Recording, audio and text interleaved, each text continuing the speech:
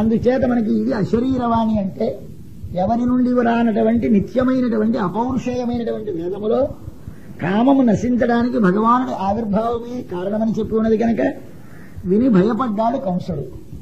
భయపడి అక్క చెల్లెల్ని చంపుదామని ప్రయత్నించి, సరే అక్క చెల్లెల్ని ఎందుకు ఆమె పిల్లల్ని చంపుదామని ఇస్తానని కృష్ణదేవుడు ఒప్పుకో ఊరుకున్నాడు. వారిద్దరిని చెరసాలలో బంధించాడు. అంటే సాత్వికమైన బుద్ధి కాని మనకి కలిగింది అంటే తామసమైన బుద్ధి తగ్గి, రాజసమైన బుద్ధి తగ్గి, సాత్వికమైన బుద్ధితో కాని మన ఆత్మ కలిసి ఉన్నది అంటే మన లోపల భగవదావిర్భావం తప్పదు. ఇవాళ కాకపోతే ఒకనాడైనా భగవంతుని గురించినటువంటి భావన మన లోపల కలుగుతుంది. అట్లాంటిది కలగగానే మనం ఈ బుద్ధికి వినాశం, ఈ కామానికి వినాశం వస్తుందని ఏం చేస్తుంది కోరిక? మనని మళ్లీ భగవంతుని వైపు వెళ్లకుండా చేయడానికి, భగవంతుడు పుడితే తాను అనుక్షణము కనిపెట్టి ఉండి దాన్ని నాశము చేయడానికి దాన్ని చెరసాలలో బంధిస్తుంది. దేవకీ వసుదేవులనిద్దరినీ చెరసాలలో బంధించాడు కంసుడు. ఈ కంసుడు కామము అని ఎందుకు అనుకోవడం అంటే ఈయన వెనకటి జన్మలో కాలనేమేనే రాక్షసుడు, ఆ కాలనేమే ఈ జన్మలో కంసుడైనాడు అని కథ. కాలనేమి అంటే కాలం అంటే ఒక చక్రం, ఆ చక్రానికి నేమి అంటే రిమ్ము. చక్రానికి రిమ్ము లేకపోతే ఎట్లా చక్రం నడవదో అలాగే కాలం అనేటువంటి ప్రవాహం మన మీద పని చూపించడానికి కారణం ప్రధానమైనది కామం. కోరిక లేకపోతే కాలం మననేమీ చేయదు. కోరిక ఉండగానే వెంటనే పనులు చేస్తాం. పనులు చేయగానే ఆ పనుల వలన పుణ్యము పాపరూపమైన కర్మల వలన మన లోపల వాసనలు అంటుతాయి.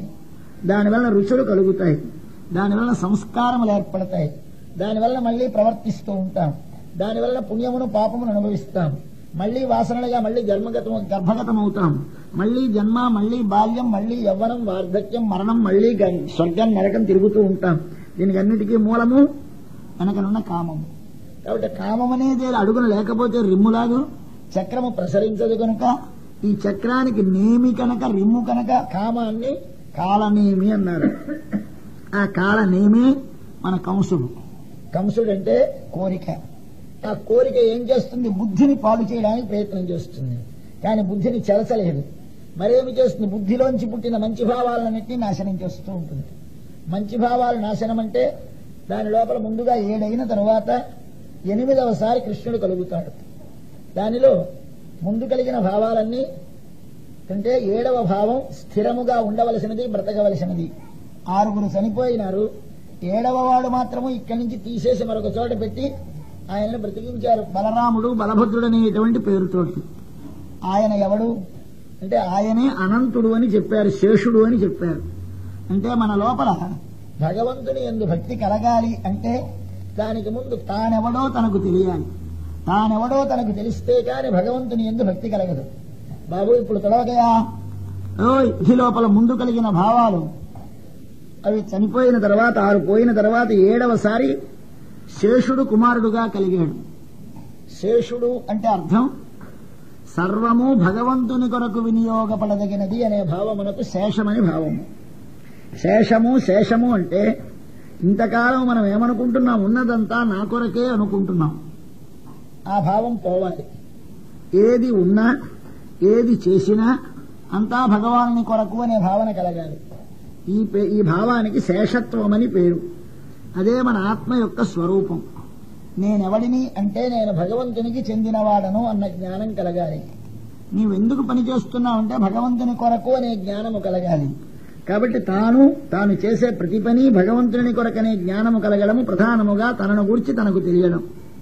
ఇది తెలిస్తే అప్పుడు భగవంతుని మీద భక్తి కలుగుతుంది. కాబట్టి భగవంతుడు లోపల ఆవిర్భవించాలి అంటే ముందు 7వ గర్భముగా శేషుడు ఆవిర్భవించాలి. ఆయనే అనంతుడు.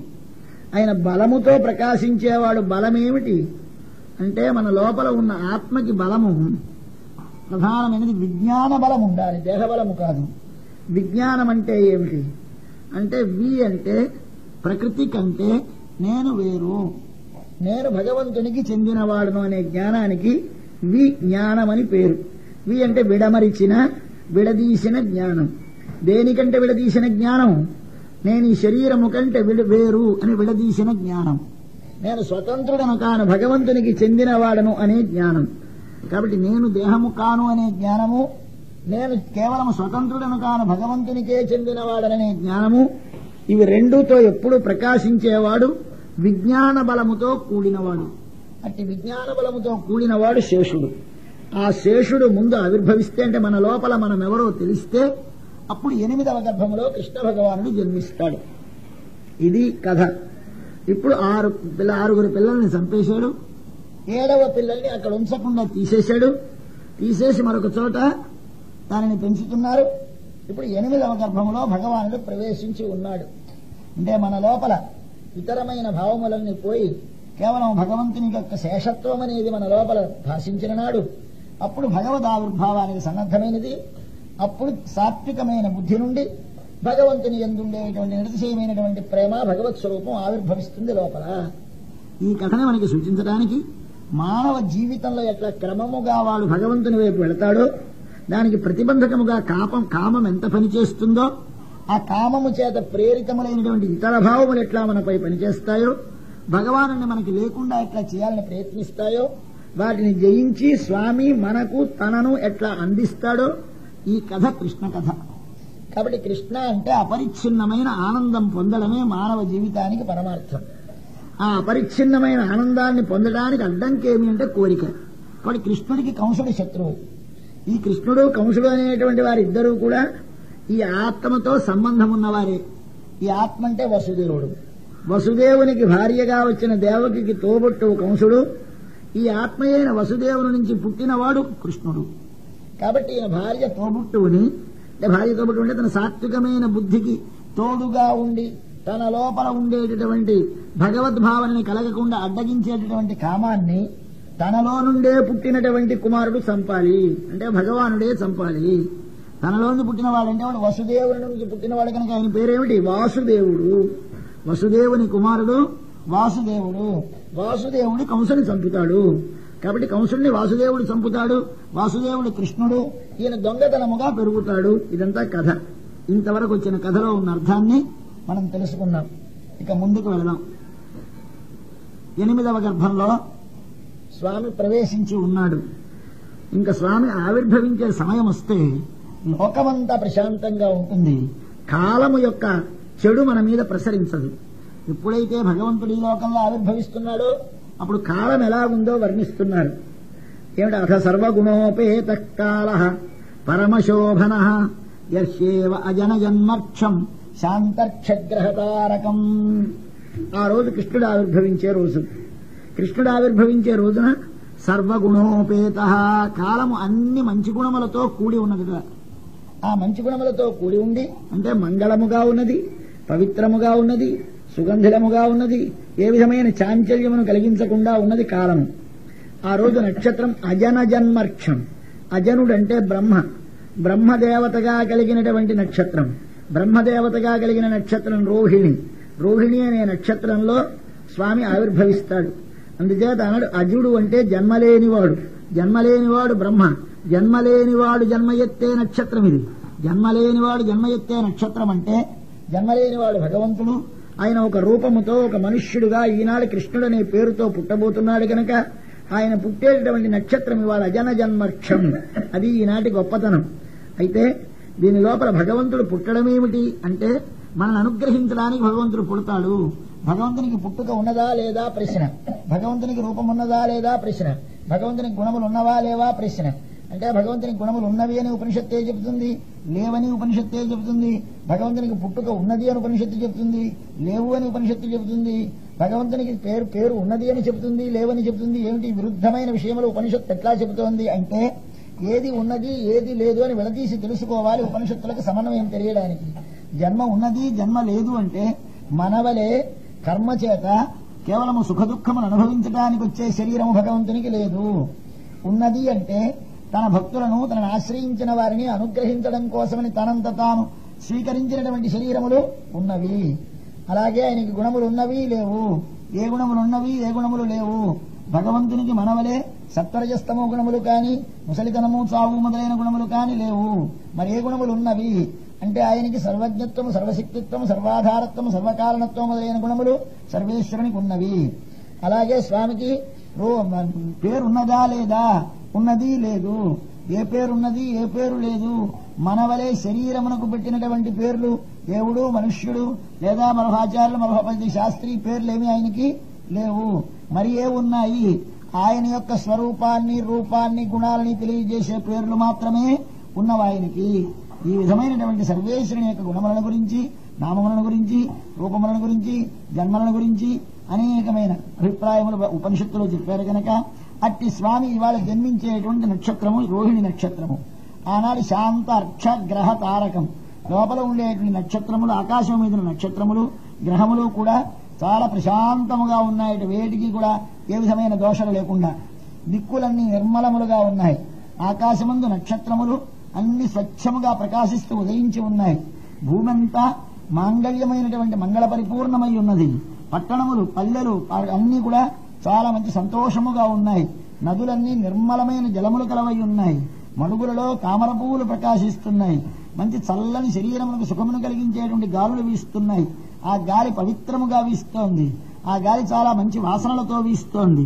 బ్రాహ్మణులు హోమము చేసే అగ్నిహోత్రులు చాలా శాంతముగా, ఊర్ధ్వముగా, దక్షిణముగా, ప్రదక్షిణముగా మీదకి అర్చులు వస్తున్నాయి. దాని నుండి తరువాత మంచివారి యొక్క మనసులన్నీ ఏమీ కలత లేకుండా ప్రశాంతముగా ఉన్నాయి మనసులన్నీ ఆనాడు. ఇది స్వామి ఆవిర్భవించే సమయంలో ఉన్నటువంటి దేశము యొక్క స్థితి. ఈ స్థితే మన లోపల భగవదావిర్భావము కలిగే నాడు కూడా మన లోపల ఉంటుంది. ఇది భగవంతుడు పైన ఆవిర్భవించడం, భగవంతుడు మనలో ఆవిర్భవించడం రెండు భావించాలి. భగవంతుడు పైని సాక్షాత్ ఒక రూపముతో దేవకీ వసుదేవులకు బిడ్డడుగా ఆవిర్భవిస్తున్నాడు చెరసాలలో. మన లోపల ఈ చెరసాల అనేటటువంటి శరీరములో, ఈ బంధములో ఉన్నటువంటి ఆత్మకు సాత్వికమైన బుద్ధితో కలిసి ఉన్న వారి నుండి మనకి ఒక భగవద్ ఆవిర్భావం కలుగుతుంది. కొంతకాలమునకు ఏనాడో భగవంతుడు మనను అనుగ్రహించిన నాడు మన లోపల ఉన్నటువంటి ఆసురభావములను నశింపజేసి సాత్వికమైన దైవీ సంపదని పెంపొందించడానికి భగవానుడు మన నుండి ఆవిర్భవిస్తాడు. ఆనాడేమవుతుంది? ఈ పైన చెప్పినవన్నీ మన లోపల కలుగుతాయి. ఇక్కడ పైన ఎలాగైతే మనకు కలిగిందో ఆనాడే వీరికి కూడా సమస్తమైనటువంటి లోపల కలిగినటువంటి ఇంద్రియాదుల యొక్క వెలుగు, అంటే ఇంద్రియముల వల్ల కలిగేటువంటి ప్రకాశమంతా శాంతముగా ఉంటుంది. ఇంతకుముందు కోరికలతో నిండి ఉన్నాం, ఇప్పుడు ఆ కోరికలు తగ్గుతాయి.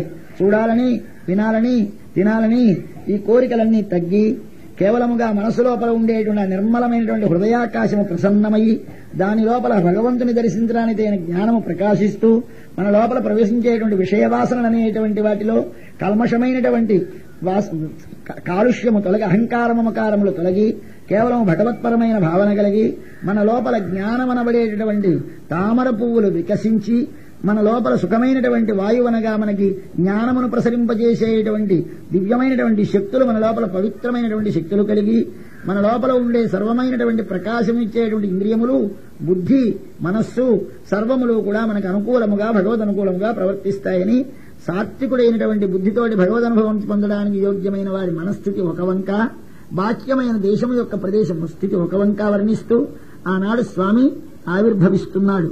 అది వర్షాకాలం, శ్రావణ మాసం, బహుళపక్షం, అష్టమి తిథి, రోహిణి నక్షత్రం, అర్ధరాత్రి సమయం.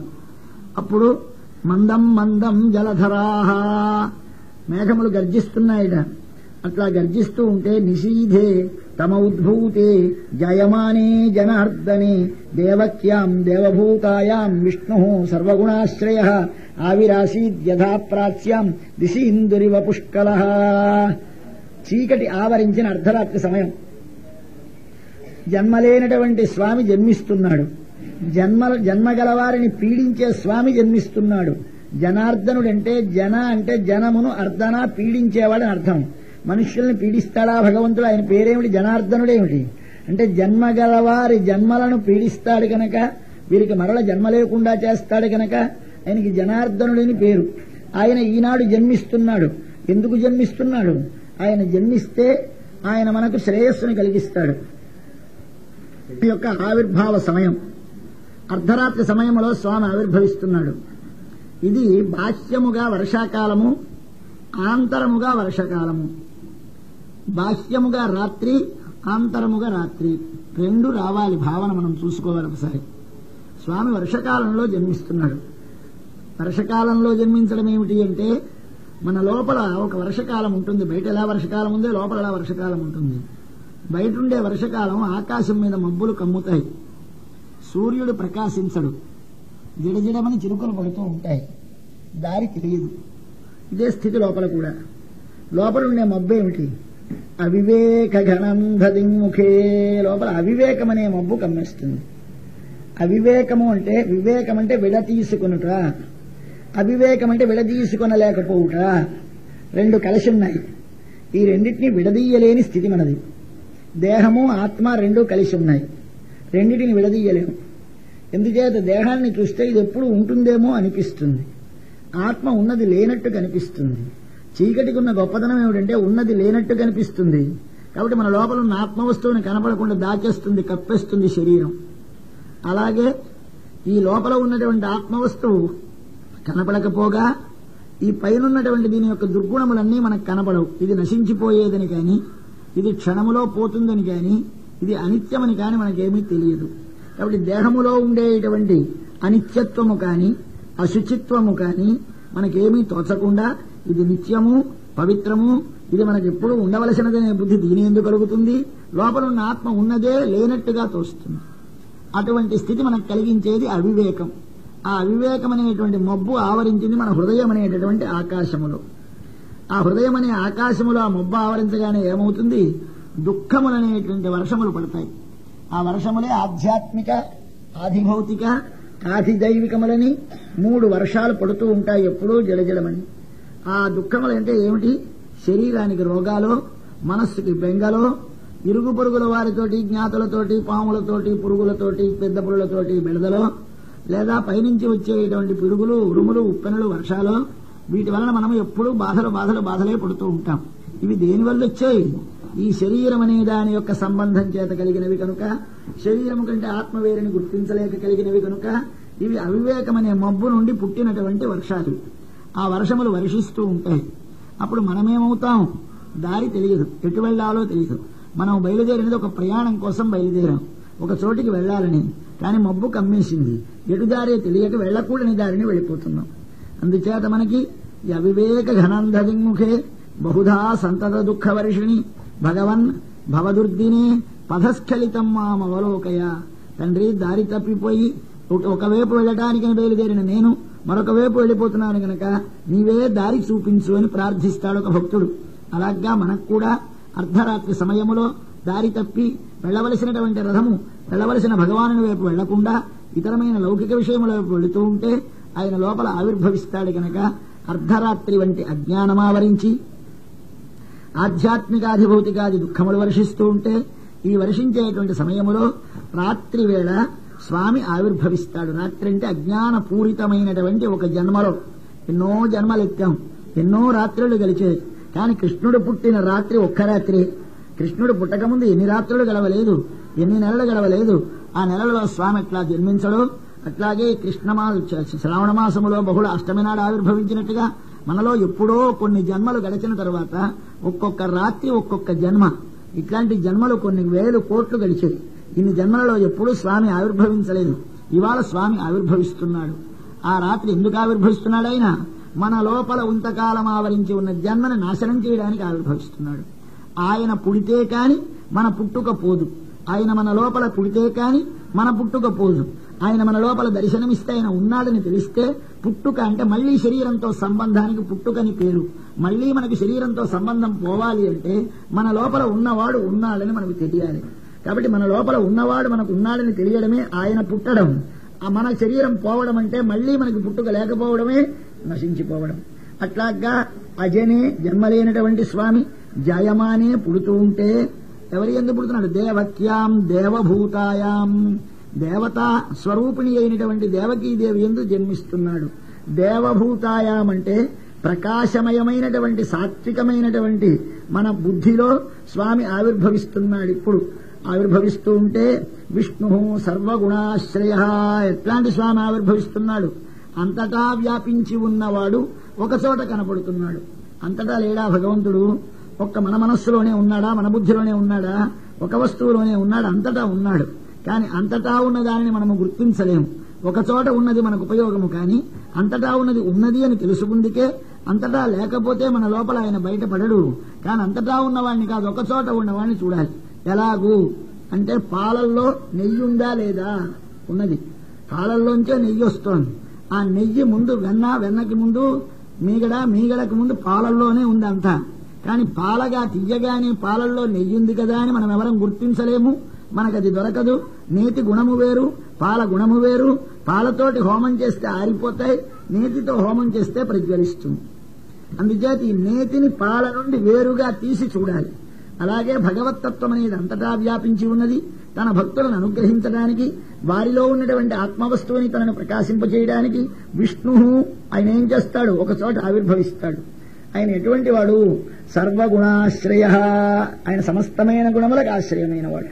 ఏమిటి ఆ సమస్త గుణములు అంటే? భగవంతునికి 2 రకముల గుణములు ఉన్నాయి.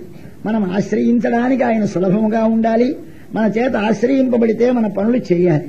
చేయగలిగిన వాడు కాకపోయినా ప్రయోజనము లేదు, మనం ఆశ్రయించడానికి వీలుగా లేకపోయినా లాభం లేదు. కాబట్టి భగవానుడు ఇప్పుడు ఎలా పుడుతున్నాడు? పరత్వము, సౌలభ్యము అనే 2 గుణములతో కూడి పుడుతున్నాడు. భగవానుడా? కాదు. పసిపిల్లడు పుడుతున్నాడు. పుట్టేవాడు పిల్లడా? కాడు. భగవానుడు పుడుతున్నాడు. భగవానుడు పిల్లడుగా పుడుతున్నాడు. పిల్లడిగా మారిన భగవానుడు పుడుతున్నాడు. ఏమిటి అనుకోవడం? తల్లి తండ్రి చూస్తే పిల్లడనుకోవాలో తెలియదు, భగవంతుడు అనుకోవాలో తెలియదు. చతుర్భుజములతో, శంఖచక్రములతో, పీతాంబరముతో, కౌస్తుభముతో, పనమాలతో స్వామి పుడతాడు. చూస్తే చిన్న పిల్లడు, అప్పుడే పుట్టిన పిల్లడంత ఉంటాడు, అంతే ఉన్నాడు. అంతవాడికి చతుర్భుజాలు, శంఖచక్రాలు. అంతవాడు కూర్చో మాటలు. ఏమిటి ఇవన్నీ చూస్తే భగవంతుడు అనుకోవాలి. ఎదరగా కనిపిస్తున్నాడు, తమతో మాట్లాడుతున్నాడు, పసివాడు అనుకోవాలి. పసితనమా భగవంతుడా? ఇది 2 గుణాలు ఉండాలి భగవంతునికి. మనం ఎవరిని ఆశ్రయించాలి అంటే పరాత్పరుడైన వారిని, ఈ ప్రకృతి యొక్క వికారములు అంటని వారిని, కర్మకు వశుడు కాని వారిని, సర్వజగత్తుకి కారణమైన వారిని ఆశ్రయించాలి. అట్టివాడు మనకు అందుతాడా? అందిన వారిని ఆశ్రయించాలి. అయితే అంతవాడు ఇక్కడికి వస్తాడా? మనము ప్రయత్నిస్తే రాడయ్యా. ఆయన మనను అనుగ్రహించడానికి ఆయన దిగి వస్తాడు. కాబట్టి పరుడై, సులభుడై, 2 లక్షణములు కలవాణ్ణి సర్వగుణాశ్రయ అంటారు. అందుకోసమని ఇక్కడ భగవానునికి సర్వాన్ని వేశారు. అన్ని గుణములు అంటే అర్థమేమి? పరత్వమునకు కావలసిన గుణములు ఉన్నవి. సర్వజగత్తుకి ముందున్నవాడాయన, సర్వజగత్తుకి ముందున్న జ్ఞానైకాకారుడాయన, సర్వజగత్తుకి ముందున్నటువంటి చేతనాచేతనములను తన లోపల లీనము చేసుకుని తనకంటే వేరుగా చేతనాచేతనములు కనపడకుండా సూక్ష్మమైన దశలో ఉన్నవాడు ఆయన. అట్టివాడు ఈనాడు మనకి ఒక రూపముతో, ఒక పేరుతో, ఒక తల్లిదండ్రులకి, ఒక తల్లి యొక్క గర్భములో 12 మాసముల నుండి పుడుతున్నాడు. ఇది సౌలభ్యం, అది పరత్వం. ఈ 2 కలిగినటువంటి స్వామి కనుక సర్వగుణాశ్రయ ఆవిర్భవించేట. పుట్టేడనలేదు సుఖమహర్షి. పుట్టేడనడానికి భయపడ్డాడే, భగవంతుడు పుట్టడం ఏమిట్రా అని ఆవిరాసీత్ అన్నాడు. ఆవిర్భావం అంటే అంతకుముందు ఉన్న వస్తువే ఒక చోట బయట కనబడితే, ఇక్కడ ఏదో ఆయిల్ పడ్డది, ఇక్కడ ఏదో రత్నాలు పడ్డాయి, ఇక్కడ బంగారం పడ్డదంటారు కానీ పుట్టింది అందరూ. ఏమంటే ఇక్కడ బంగారం పడ్డది, ఇక్కడ ఆయిల్ పడ్డది అని పడ్డమేమిటి? పుట్టిందనద్దా అంటే పుట్టలేదయా. పుట్టడం అంటే లేనిది వస్తే పుట్టడం. ఇది లేనిది కాదు, ఉన్నది.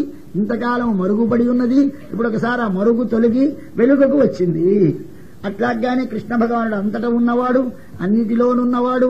దేవకీ వసుదేవులను అనుగ్రహించడానికి తాను వారి ఎదుట కనబడ్డాడు, కానీ లేనివాడు పుట్టలేదు. కాబట్టి ఆయన ఆవిరాసీత్. ఎలాగూ దానికి ఒక దృష్టాంతం ఇస్తున్నారు. తూర్పు దిక్కుని చంద్రుని వలే. చంద్రుడు రోజు రాత్రి వేళ తూర్పు దిక్కున కనిపిస్తాడు. కనిపిస్తే తూర్పు దిక్కున పుట్టేడా? లేదు. ఆ చంద్రుడి తిరుగుల్లో కొంతసేపు అడ్డినటువంటి భూమి తొలగితే ఈ పక్కకు వస్తే మనకి చంద్రుడు కనిపిస్తున్నాడు. కాబట్టి ఇంతసేపు అడ్డముగా ఉన్నటువంటి చీకటి, మన అజ్ఞానము, మన కోరిక మనకి తొలగితే ఒకసారి భగవంతుడు మన లోపల దర్శనమిస్తాడు. కాబట్టి ఆయన ఆవిరాసీత్ యథాప్రాచ్యాం దిశిందురివ పుష్కర. ఒకసారి స్వామి ఆవిర్భవించాడు. దేవకీదేవి పాన్పుపై ఉన్నాడు. వసుదేవుడు వెళ్లి చూశాడు. ఎట్లాగున్నట్ట అబ్బాయి? తమద్భుతం బాలకమంబుజేక్షణం చతుర్ముఖం శంఖ గదాయుధాయుధం శ్రీవత్సలక్ష్మం గళశోభికౌస్తుభం పీతాంబరం సాంద్రపయోదసౌభగం మహారహ వైడూర్య కిరీట కుండలత్విషా పరిష్వక్త సహస్రకుంతలం ఉద్దామ కాంచీ అంగద కంకణాదిభి విరోచమానం వసుదేవ ఐక్షత. అటువంటి బిడ్డని వసుదేవుడు చూచాడు. ఎట్లాగున్నాడు పిల్లడు? తమద్భుతం బాలకం. చెప్పలేం ఎలా ఉన్నాడో, చెప్పలేమన్నాడు ముందు మొట్టమొదట. తర్వాత వర్ణిస్తున్నాడు. చూసేసరికి ఎలా తమద్భుతం బాలకం. ఆశ్చర్యమైన అబ్బాయి. ఏమిటి ఆశ్చర్యమైన అబ్బాయి అంటే ఏంటి? మాటలకి ఇలాంటి అబ్బాయి అని చెప్పడానికి శక్యం కానిటువంటి అబ్బాయి కాదు. తం అద్భుతం బాలకం అని 3 మాటలు మళ్లీ చూడండి ఒక్కసారి. తమ్ అంటే వాణిని, అద్భుతం అంటే ఆశ్చర్యమైన వాడిని, బాలకం పిల్లల్ని. ఆయన వాడు అంటే భగవంతుడు అని అర్థం. ఇది అంటే మన ఎదుట కనిపించేటువంటి జగత్తుని ఇదంటాం, కనపడని దానిని అదంటాం. ఈయనెవరండి? ఇప్పుడు ఈ కనపడ్డే అబ్బాయి వాడంటే సర్వ జగత్తుకి ముందున్నవాడు. నారాయణయేవ, నారాయణుడే తప్ప మరొకటేమీ లేవు. ఈ దిక్కులు లేవు, ఈ విదిక్కులు లేవు, ఈ దేవతలు లేరు. నా బ్రహ్మానేశాన, ఒక్కడే ఉన్నాడు అన్నప్పుడు ఉన్నటువంటి వాడు ఆయన పేరు ఏమిటి చెప్తారు? సహా తతు అంటారు దానిని. కాబట్టి ఆ వాడు అనబడేటటువంటి సర్వజగత్తుకి ముందు కారణరూపమై ఉన్నటువంటి వాడు ఆయన ఎలాగుంటాడని చెప్పాలి. అద్భుతం. భగవద్గీత చెప్తుంది, ఆత్మతత్వమును తెలుసుకున్నటువంటి వారు ఏమని తెలుసుకుంటారండి అంటే, ఆశ్చర్యవత్ పశ్యతి కశ్చిదేనం ఆశ్చర్యవద్వదతి తథైవ చాన్యః ఆశ్చర్యవత్ కశ్చిదన్య శృణోతి శ్రుత్వాప్యేనం వేదన చైవ కశ్చిత్. ఒకడు చూస్తాట ఆత్మతత్వాన్ని, ఎలాగుందయా అంటట. చూసినప్పుడు వాడు చెప్పలేదు ఆశ్చర్యవత్ పశ్యతి, చూస్తాడు. అలాగే వాడు చెబుతాడు, ఏమని చెబుతాడు? ఏ ఉంటానో అంటాడు, కానీ ఇది అని చెప్పలేట. ఆశ్చర్యవద్వదతి. మరొకడు వింటాట, ఏమని వింటాడు? ఆశ్చర్యవత్ కశ్చిదన్య శృణోతి. వాడు ఆశ్చర్యంగా వింటాట. మరొకటి విన్నాడు, ఏమయ్యా విన్నావు, ఏమిటి చెప్పంటే, శ్రుత్వాప్యేనం వేదన, నాకేం తెలియలేదు. కాబట్టి భగవత్తత్వం ఏమిటి? ఆహ్ అనిపించేది. ఆశ్చర్యం అంటే ఆహ్ అనడం, ఆహ్ అనిపించాలి. అది చూసేసరికి ఏమిటి ఆహ్ అనేస్తే చెప్పడానికి శక్యము కానిది అని అర్థం. అటువంటి విచిత్రమైనటువంటి వాచామగోచరమైనటువంటి మన మనస్సుకి వాక్కి అందనటువంటి ఒక దివ్యమైనటువంటి స్వామి ఏమైనా ఇప్పుడు బాలకం తమద్భుతంలో పరత్వం, బాలకం సౌలభ్యం, తమద్భుతం బాలకం. పసిపిల్లడే వచ్చాడు. పసిపిల్లడే వచ్చినటువంటి వాడు ఎవడైనా పెద్ద అంతేసి కళ్ళున్నాయిట. అంబుజేక్షణం. అంబుజేక్షణం రాగానే భగవంతుడు అని అర్థం. పుండరీకాక్షుడు అనే పేరు భగవంతునికి ఒక్కనికే, మరెవరికీ లేదు. అంబుజం అంటే పుండరీకము, తామరపు. అటువంటి నేత్రములు గలవాడుగా పిల్లడు కనిపించేట. సాక్షాత్ భగవత్ స్వరూపం నిర్ణయం చేయాలి. భగవంతుని నిర్ణయించేటప్పుడు దేనిని బట్టి నిర్ణయం చేయాలంటే నేత్రములను బట్టి నిర్ణయం చేయాలని, సూర్యమండలంలో ఉన్నటువంటి స్వామిని మనం ఉపాసన చేసేటప్పుడు ఎలా ఉపాసన చేయాలండి అని చెబితే దానికి ఉపనిషత్తు చెప్పింది. ఒక బంగారు రంగులో ఉంటాడు సూర్యమండలంలో ఉండే పురుషుడు. ఆయన బంగారము వంటి, అంటే బంగారం ఎట్లా మనకి చూసేసరికి చూడాలి చూడాలి కావాలనిపిస్తుందో అటువంటి కేశములు, అటువంటి గడ్డములు, అటువంటి ఆభరణములు, అటువంటి పాదములు, వీటితో స్వామి ఉంటాడని చెప్పి ఆయన విశాలమైన అప్పుడే ఉదయించిన సూర్యుని చేత వికసింపచేయబడిన లోతైన నీటిలో నిలిచిన లావైన కాళ్ళపై నీటిపైకి తేలి నిలిచినటువంటి తామర పువ్వును పోలి ఉంటాడని చెప్పింది. గంభీరాంభ సముద్భూత సుమృష్ట నాళ సద్యో రవికర వికసిత పుండరీక దళ అమల ఆయతేక్షణుడు అని ఆయనకు ఒక పెద్ద పేరు పెట్టారు. అంటే అప్పుడే ఉదయించిన సూర్యుని చేత వికసింపజేయబడాలి. ఆయనే ఆ లోపల అడుగు దట్టమైన కాడ మీద నిలకపోతే కాడ తీసేస్తే పువ్వు వాడిపోతుంది. ఆ కాడున్నా నీరు నిండా ఉండకపోతే కాడ వాడిపోతుంది. కాబట్టి లోతైన నీటిలో లావైన కాడపై నిలిచి అప్పుడే ఉదయించిన సూర్యుని చేత వికసింపచేయబడినటువంటి ఎర్రతామర పువ్వును పోలిన నేత్రములు గలవాడు స్వామి అని మనకు ఉపనిషత్తులలో చెప్పిందని భగవద్ రామానుజుల వారు మనకి ఈ శృతికి అర్థం చెప్పారు. అటువంటి వాడు గనక పుండరీకాక్షుడనే పేరు భగవంతునికి పేరు. అందుచేతనే సూర్యమండలాంతర్వర్తి అయినటువంటి పురుషుడిని మనం ధ్యానం చేస్తున్నాం గనక మన లోపల ఏమైనా దోషములుంటే నేల మీద ఎక్కడైనా ఏమున్నా, తడున్నా, చేమున్నా, తెమ్మున్నా సూర్యుడు దయించగానే అన్నీ పోతాయి. కాబట్టి ఎండ తగలగానే ఏమైపోతుంది? అంతా పవిత్రమైపోతుంది. అలాగే మనం కూడా అపవిత్రంగా ఉంటే ఏం చేయాలి? ఒకసారి నీళ్లు చేతిలో వేసుకొని పుండరీకాక్ష పుండరీకాక్ష పుండరీకాక్ష అని మీద చల్లుకోవాలి. చల్లుకుంటే అపవిత్ర పవిత్రోవా సర్వావస్థాం గతోపి వా యస్మరేత్ పుండరీకాక్షం సబాహ్యాభ్యంతర శుచి. కాబట్టి మనం సంధ్యావందనం చేసుకునే ముందు ఏమో నిజంగా మడిగా ఉన్నామో లేదో, ఈ కట్టుకున్న బట్ట ఎలాంటిదో ఎలాగున్నామో అని మన వాళ్ళు ఏమిటి చెప్పారంటే, నాయనా నువ్వు మడిగా ఉన్నావో లేదో బెంగలేదు, కాస్త నీళ్లు తీసి అపవిత్ర పవిత్రోవా అని మీద చల్లుకొని అప్పుడు సంధ్యావందనం ప్రారంభించమన్నారు. ఎందుచేత పుండరీకాక్ష అంటే పాపములు పోతాయి. ఎలా పోతాయండి? పుండరీకాక్ష అనే పేరు సూర్యమండలంలో ఉన్నవాని పేరు. సూర్యమండలం ఎండ తగిలితే ఎలాగైతే భూమి మీద ఉన్నటువంటి సమస్తమైనటువంటి దోషములు పోతాయో అలాగే పుండరీకాక్ష అనే నామాన్ని మన లోపల ఉచ్చరిస్తే మన లోపల పాపాలన్నీ పోతాయి. అందుచేత మనకి ఇక్కడ తమద్భుతం బాలకం అంబుజేక్షణం. ఇంకా భగవంతుని యొక్క చిహ్నములలో మరొకటి చతుర్భుజం, 4 భుజములున్నాయి. ఈ 4 భుజములు స్వామికి ధర్మార్థ కామ మోక్షములనే 4 పురుషార్థములు ఇవ్వడం కోసమని స్వామి 4 చేతులు పెట్టుకున్నట్ట. అందరి కోరికలు తీర్చేవాడిని నేనే, మీకు కామము కావాలన్నా ఇచ్చేవాడిని నేనే, డబ్బు కావాలన్నా ఇచ్చేవాడిని నేనే, మీ ధర్మమును ఆచరింపజేసేవాడిని నేనే, మోక్షమును ఇచ్చేవాడిని నేనే అని 4 విధముల పురుషార్థములు మానవులకు కావలసిన ఉన్నాయి కనుక ఈ 4 పురుషార్థములను తాను ఇవ్వాలి కనుక ఇవ్వడానికి వాడు ధర్మం అడిగితే వీడు కామం అడిగితే ఉండరా అందరికి 1000 చేతులున్నాయా వడ్డించొద్దా అని తల్లి దెబ్బలాంటి దెబ్బలాడక్కర్లేకుండా అబ్బాయి ధర్మాలకి ఒక చెయ్యి, అర్థాల వారికి ఒకటి, కామం వారికి ఒకటి, మోక్షం వారికి ఒకటి ఉంటే కానీ పాపం మా వాళ్ళ దగ్గరకు వచ్చినప్పుడు లేదంటానేమో అని స్వామి చతుర్నాం పురుషార్థానాం దాతా దేవశ్చతుర్భుజ అంటారు. 4 రకాల పురుషార్థములను ఇవ్వడానికి స్వామి 4 భుజములు కలిగిన వాడై ఉన్నాయట గనక చతుర్భుజం. శంఖ గద అరి ఆయుధములు కలవాడైనట స్వామి. ఒక చేతిలో శంఖము, ఒక చేతిలో చక్రము, ఒక చేతిలో గద, ఒక చేతిలో పద్మము, 4 ఆయుధములను దాల్చి ఉన్నాడట. సాక్షాత్ పరమపురుషుడు వాసుదేవ మూర్తి యొక్క స్వరూపములో ఉండేటువంటి చిహ్నములు. శంఖము చక్రము అనేవి 2 అవి భగవంతునికి అసాధారణమైన చిహ్నములు. అవి 2 ఉన్నవాడు సాక్షాత్ సర్వజగత్కారణమైన శ్రీమన్నారాయణుడు తప్ప వేరొక శంఖము చక్రము 2 ఉండవు చేతులలో. ఏమిటి రెండిటికి పేర్లంటే పాంచజన్యము సుదర్శనము అని పేరు. ఈ శంఖం అనేది జ్ఞానాన్ని ఇస్తుంది, సుదర్శనం అనేది దర్శనాన్ని కలిగిస్తుంది. మనకి చూపించేది కనుక దాని పేరు సుదర్శనం. చీకటి అడ్డముగా ఆవరించి ఉంది, ఆ చీకటికి వెనకాల ఉన్నటువంటి భగవంతుడిని చూపించడానికి చీకటిని ఛేదించాలి. ఈ చీకటిని ఛేదించేది మన శంఖ చక్రం.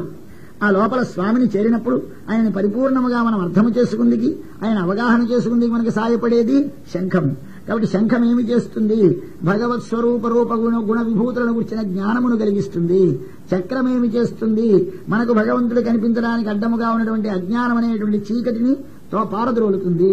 కాబట్టి ఇవి రెండింటిని ఆశ్రయిస్తే భగవద్ దర్శనమవుతుందని శంఖము చక్రము తన ఆశ్రయించిన వారికి తాను దర్శనమియ్యకుండా ప్రతిబంధకముగా ఉండే వాటిని తొలగించడానికి సాధనములుగా స్వామి చేతిలో ధరిస్తాడు.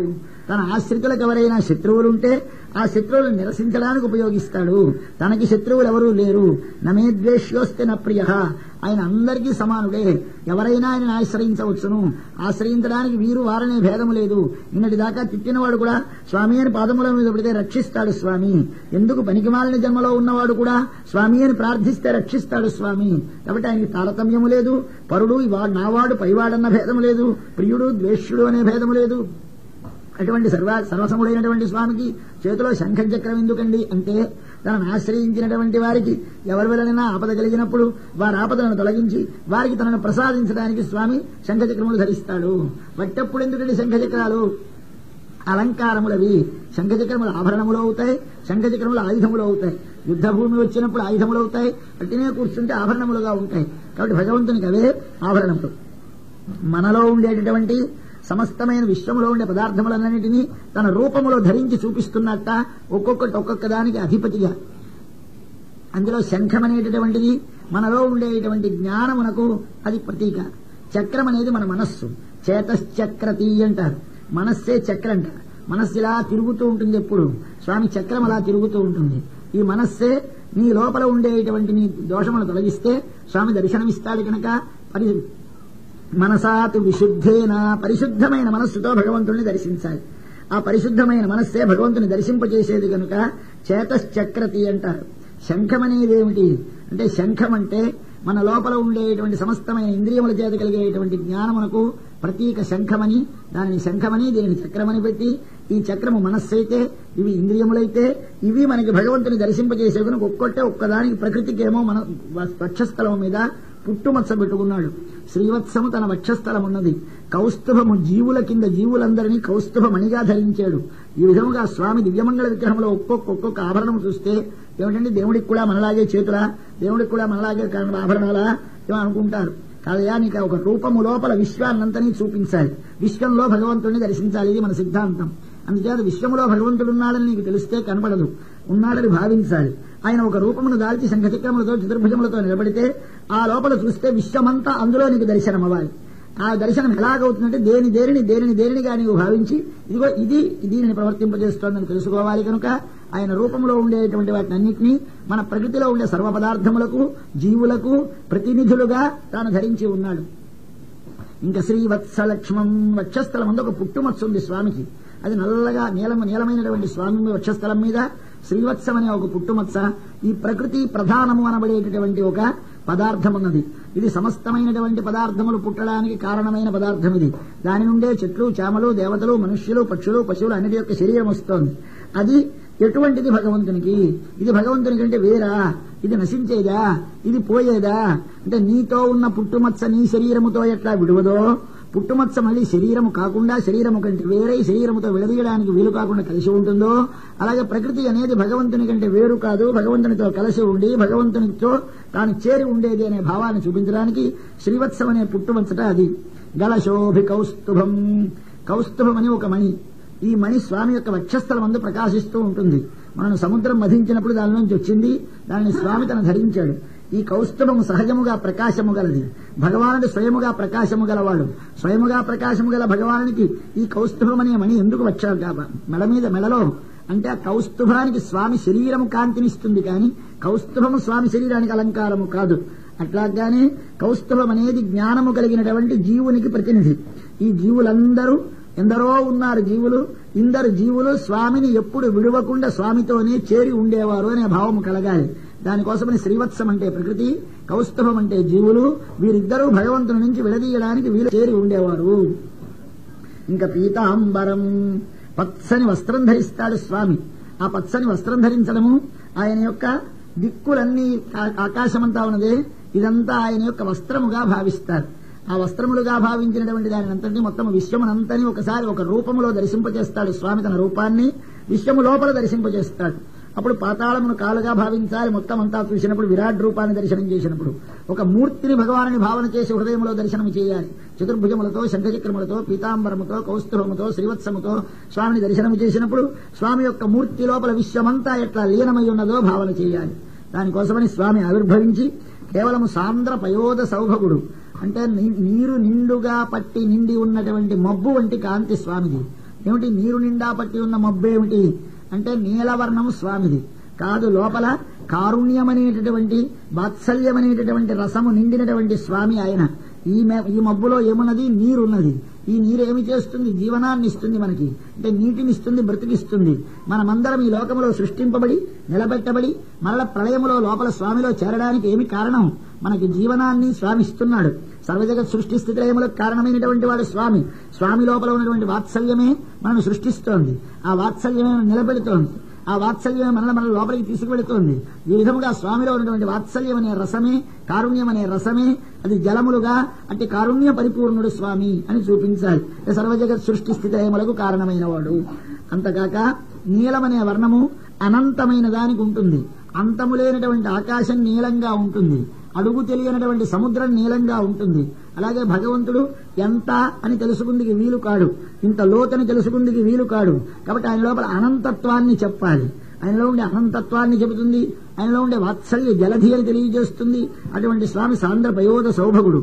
ఇంకా ఆయనకి మంచి విలువైనటువంటి వైడూర్యములతో చేయించిన కిరీటము, కుండలములు ప్రకాశిస్తున్నాయిట. పరిష్వక్త సహస్ర కుంతలం. కుంతలములంటే ముంగు జునపాలు వేలాడుతున్నాయి. స్వామికి పుట్టిన సమయంలో ఉన్న స్వామి మూర్తి. ఆయనకి ఉద్దామ, కాంచి, మొలనూలు, అంగద, భుజకీర్తులు, కంకణములు చేతులకి వీటితోటి ప్రకాశిస్తున్నటువంటి బాలుడు కనిపించాయట. అద్భుతమైన బాలకుడు వసుదేవునికి దర్శనమిచ్చాడట. వసుదేవుడు చూచాడు. ఇది అందం. చూడడానికి శక్యము కాని వారిని, ఎవరికి కంటికి గోచరము కాని వారిని వసుదేవ ఐక్షత, వసుదేవుడు చూచాడు. ఈ ఐక్షత అన్న మాట లాగానే మీకు ఉపనిషత్తు జ్ఞాపకం రావాలి. తదైక్షత అని సృష్టికి ముందు ఒక్క భగవంతుడే ఉండి ఆ భగవంతుడు ఒక్కడే నేను అనేక రూపములుగా అయి ఉండునుగా కాని సంకల్పిస్తే ఆయన చూస్తే ఆ చూపే ఈ జగత్తుగా మారింది.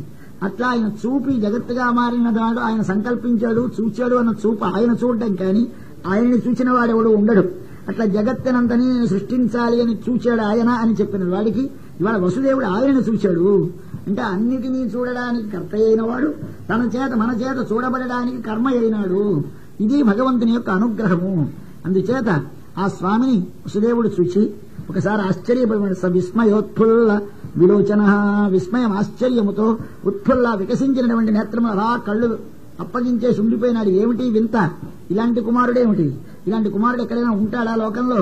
పిల్లడు పసివాడిగా కనిపిస్తున్నాడు, శంఖచక్రాల చతుర్భుజాలతో కనిపిస్తున్నాడు. ఏమిటో తెలియలేదు. చూశాడు. ఈయన ఎవరు అంటే హరి. ఈయన ఎవడు నా కుమారుడు. ఈయన హరి అనుకోవడమా సుతుడు అనుకోవడమా? హరిం సుతం విలోక్య, ఆయన హరి, ఆయన సుతుడు. కాబట్టి హరిం సుతం విలోక్య, కుమారుడుగా ఉన్నటువంటి హరిని చూచాడు. చూచి ఆనకదుందుభి, వసుదేవుడు కృష్ణావతారోత్సవ సంభ్రమ, ఒకసారి అపరిమితానందమైనటువంటి అపరిచ్ఛిన్నమైనటువంటి ఆనంద స్వరూపుడు సాక్షాత్ తన కుమారుడిగా తనను అనుగ్రహించడానికి ఆవిర్భవించాడు.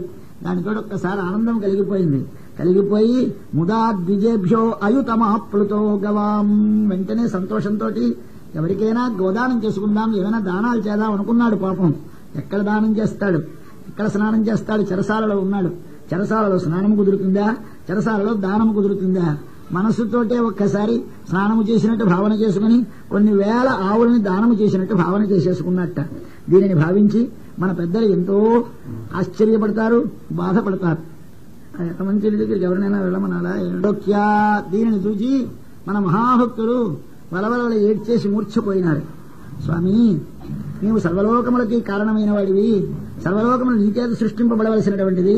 ఒకరికి నీవు కుమారుడు వై పుట్టి, ఆ పుట్టడము చెరసాలలో పుట్టి, ఆ పుట్టడము దొంగతనముగా రాత్రి వేళ పుట్టి, ఆ పుట్టినప్పుడు కూడా నిన్ను కన్నటువంటి తండ్రి ఎంత ఆనందంతో పొంగిపోయి, ఎందుకు పనికిమాలినటువంటి పిల్లలని కుమారుడుగా కన్న మనమే ఎంతో ఆనందించి దానాలు ధర్మాలు చేసి ఎగిరి గెంతులేస్తూ ఉంటే, సర్వేశ్వరుని కన్న తండ్రి ఎంత ఆనందించాలి? అంత ఆనందించడానికి అవకాశం లేకుండా ఆ తండ్రి చెరసాలలో ఉండి అయ్యయ్యో అని దాగి పుట్టి దాగి దానములు చేసుకునేటువంటి స్థితి కలిగిందా స్వామి అని ఒకసారి స్వామి యొక్క ఆ తన చేత సృష్టింపబడిన వారికి తాను ఎట్లా వశమవుతాడో దానిని ఒక్కసారి తలంచుకొని ఆళ్వార్లనేటువంటి ఒక మహానుభావులు, స్వామి నీవు పుట్టిన తీరు, నీవు పెరిగిన తీరు భావిస్తే ఎవడు ఓర్చగలడయా నీ ఎందు ప్రేమ గలవాడు? మన పిల్లడు ఏమైనా ఇబ్బంది పడుతూ ఉంటే ప్రేమించినటువంటి తల్లిదండ్రులు ఏడుస్తారే, సర్వేశ్వరుని ఎందు నిజమైన ప్రేమ కలిగినటువంటి వారు స్వామి చెరసాలలో పుట్టాడు, దొంగగా పుట్టాడు, ఎవరికి తెలియకుండా పుట్టి పాపం కన్న తండ్రి కూడా తన దానాలు ధర్మాలు చాటుగా చేసుకోవలసి కేవలం ప్రత్యక్షముగా చేయలేక మనసులో చేసుకోవలసిన స్థితి కలిగింది అంటే ఎంత బాధపడతారయ్యా అని ఏడిచారు స్వామి. అందుచేత స్వామి పుట్టగానే చూచాడిన హరిం సుతం విలోక్య ఆనకదుందువి, వెంటనే గోదానములు చేసి సంకల్పించాడు. అధై నమస్తౌదవధార్య పూరుషం పరం, ఆయన్ని చూడగానే ఈయన పరమ పురుషుడు సాక్షాత్ శ్రీమన్నారాయణుడు అని నిర్ధారణ చేసుకున్నాడు. కుమారుడు అనే భావన పోయింది పక్కకి. స్వామి తను అనుగ్రహించడానికి దర్శనమిచ్చాడని వెంటనే కుమారుడు కాడు కనుక నతాంగ సాష్టాంగంగా నమస్కారం చేశాడు. కుమారుడైతే ఆశీర్వదించాలి, ఆశ్రయించడానికి వీలా?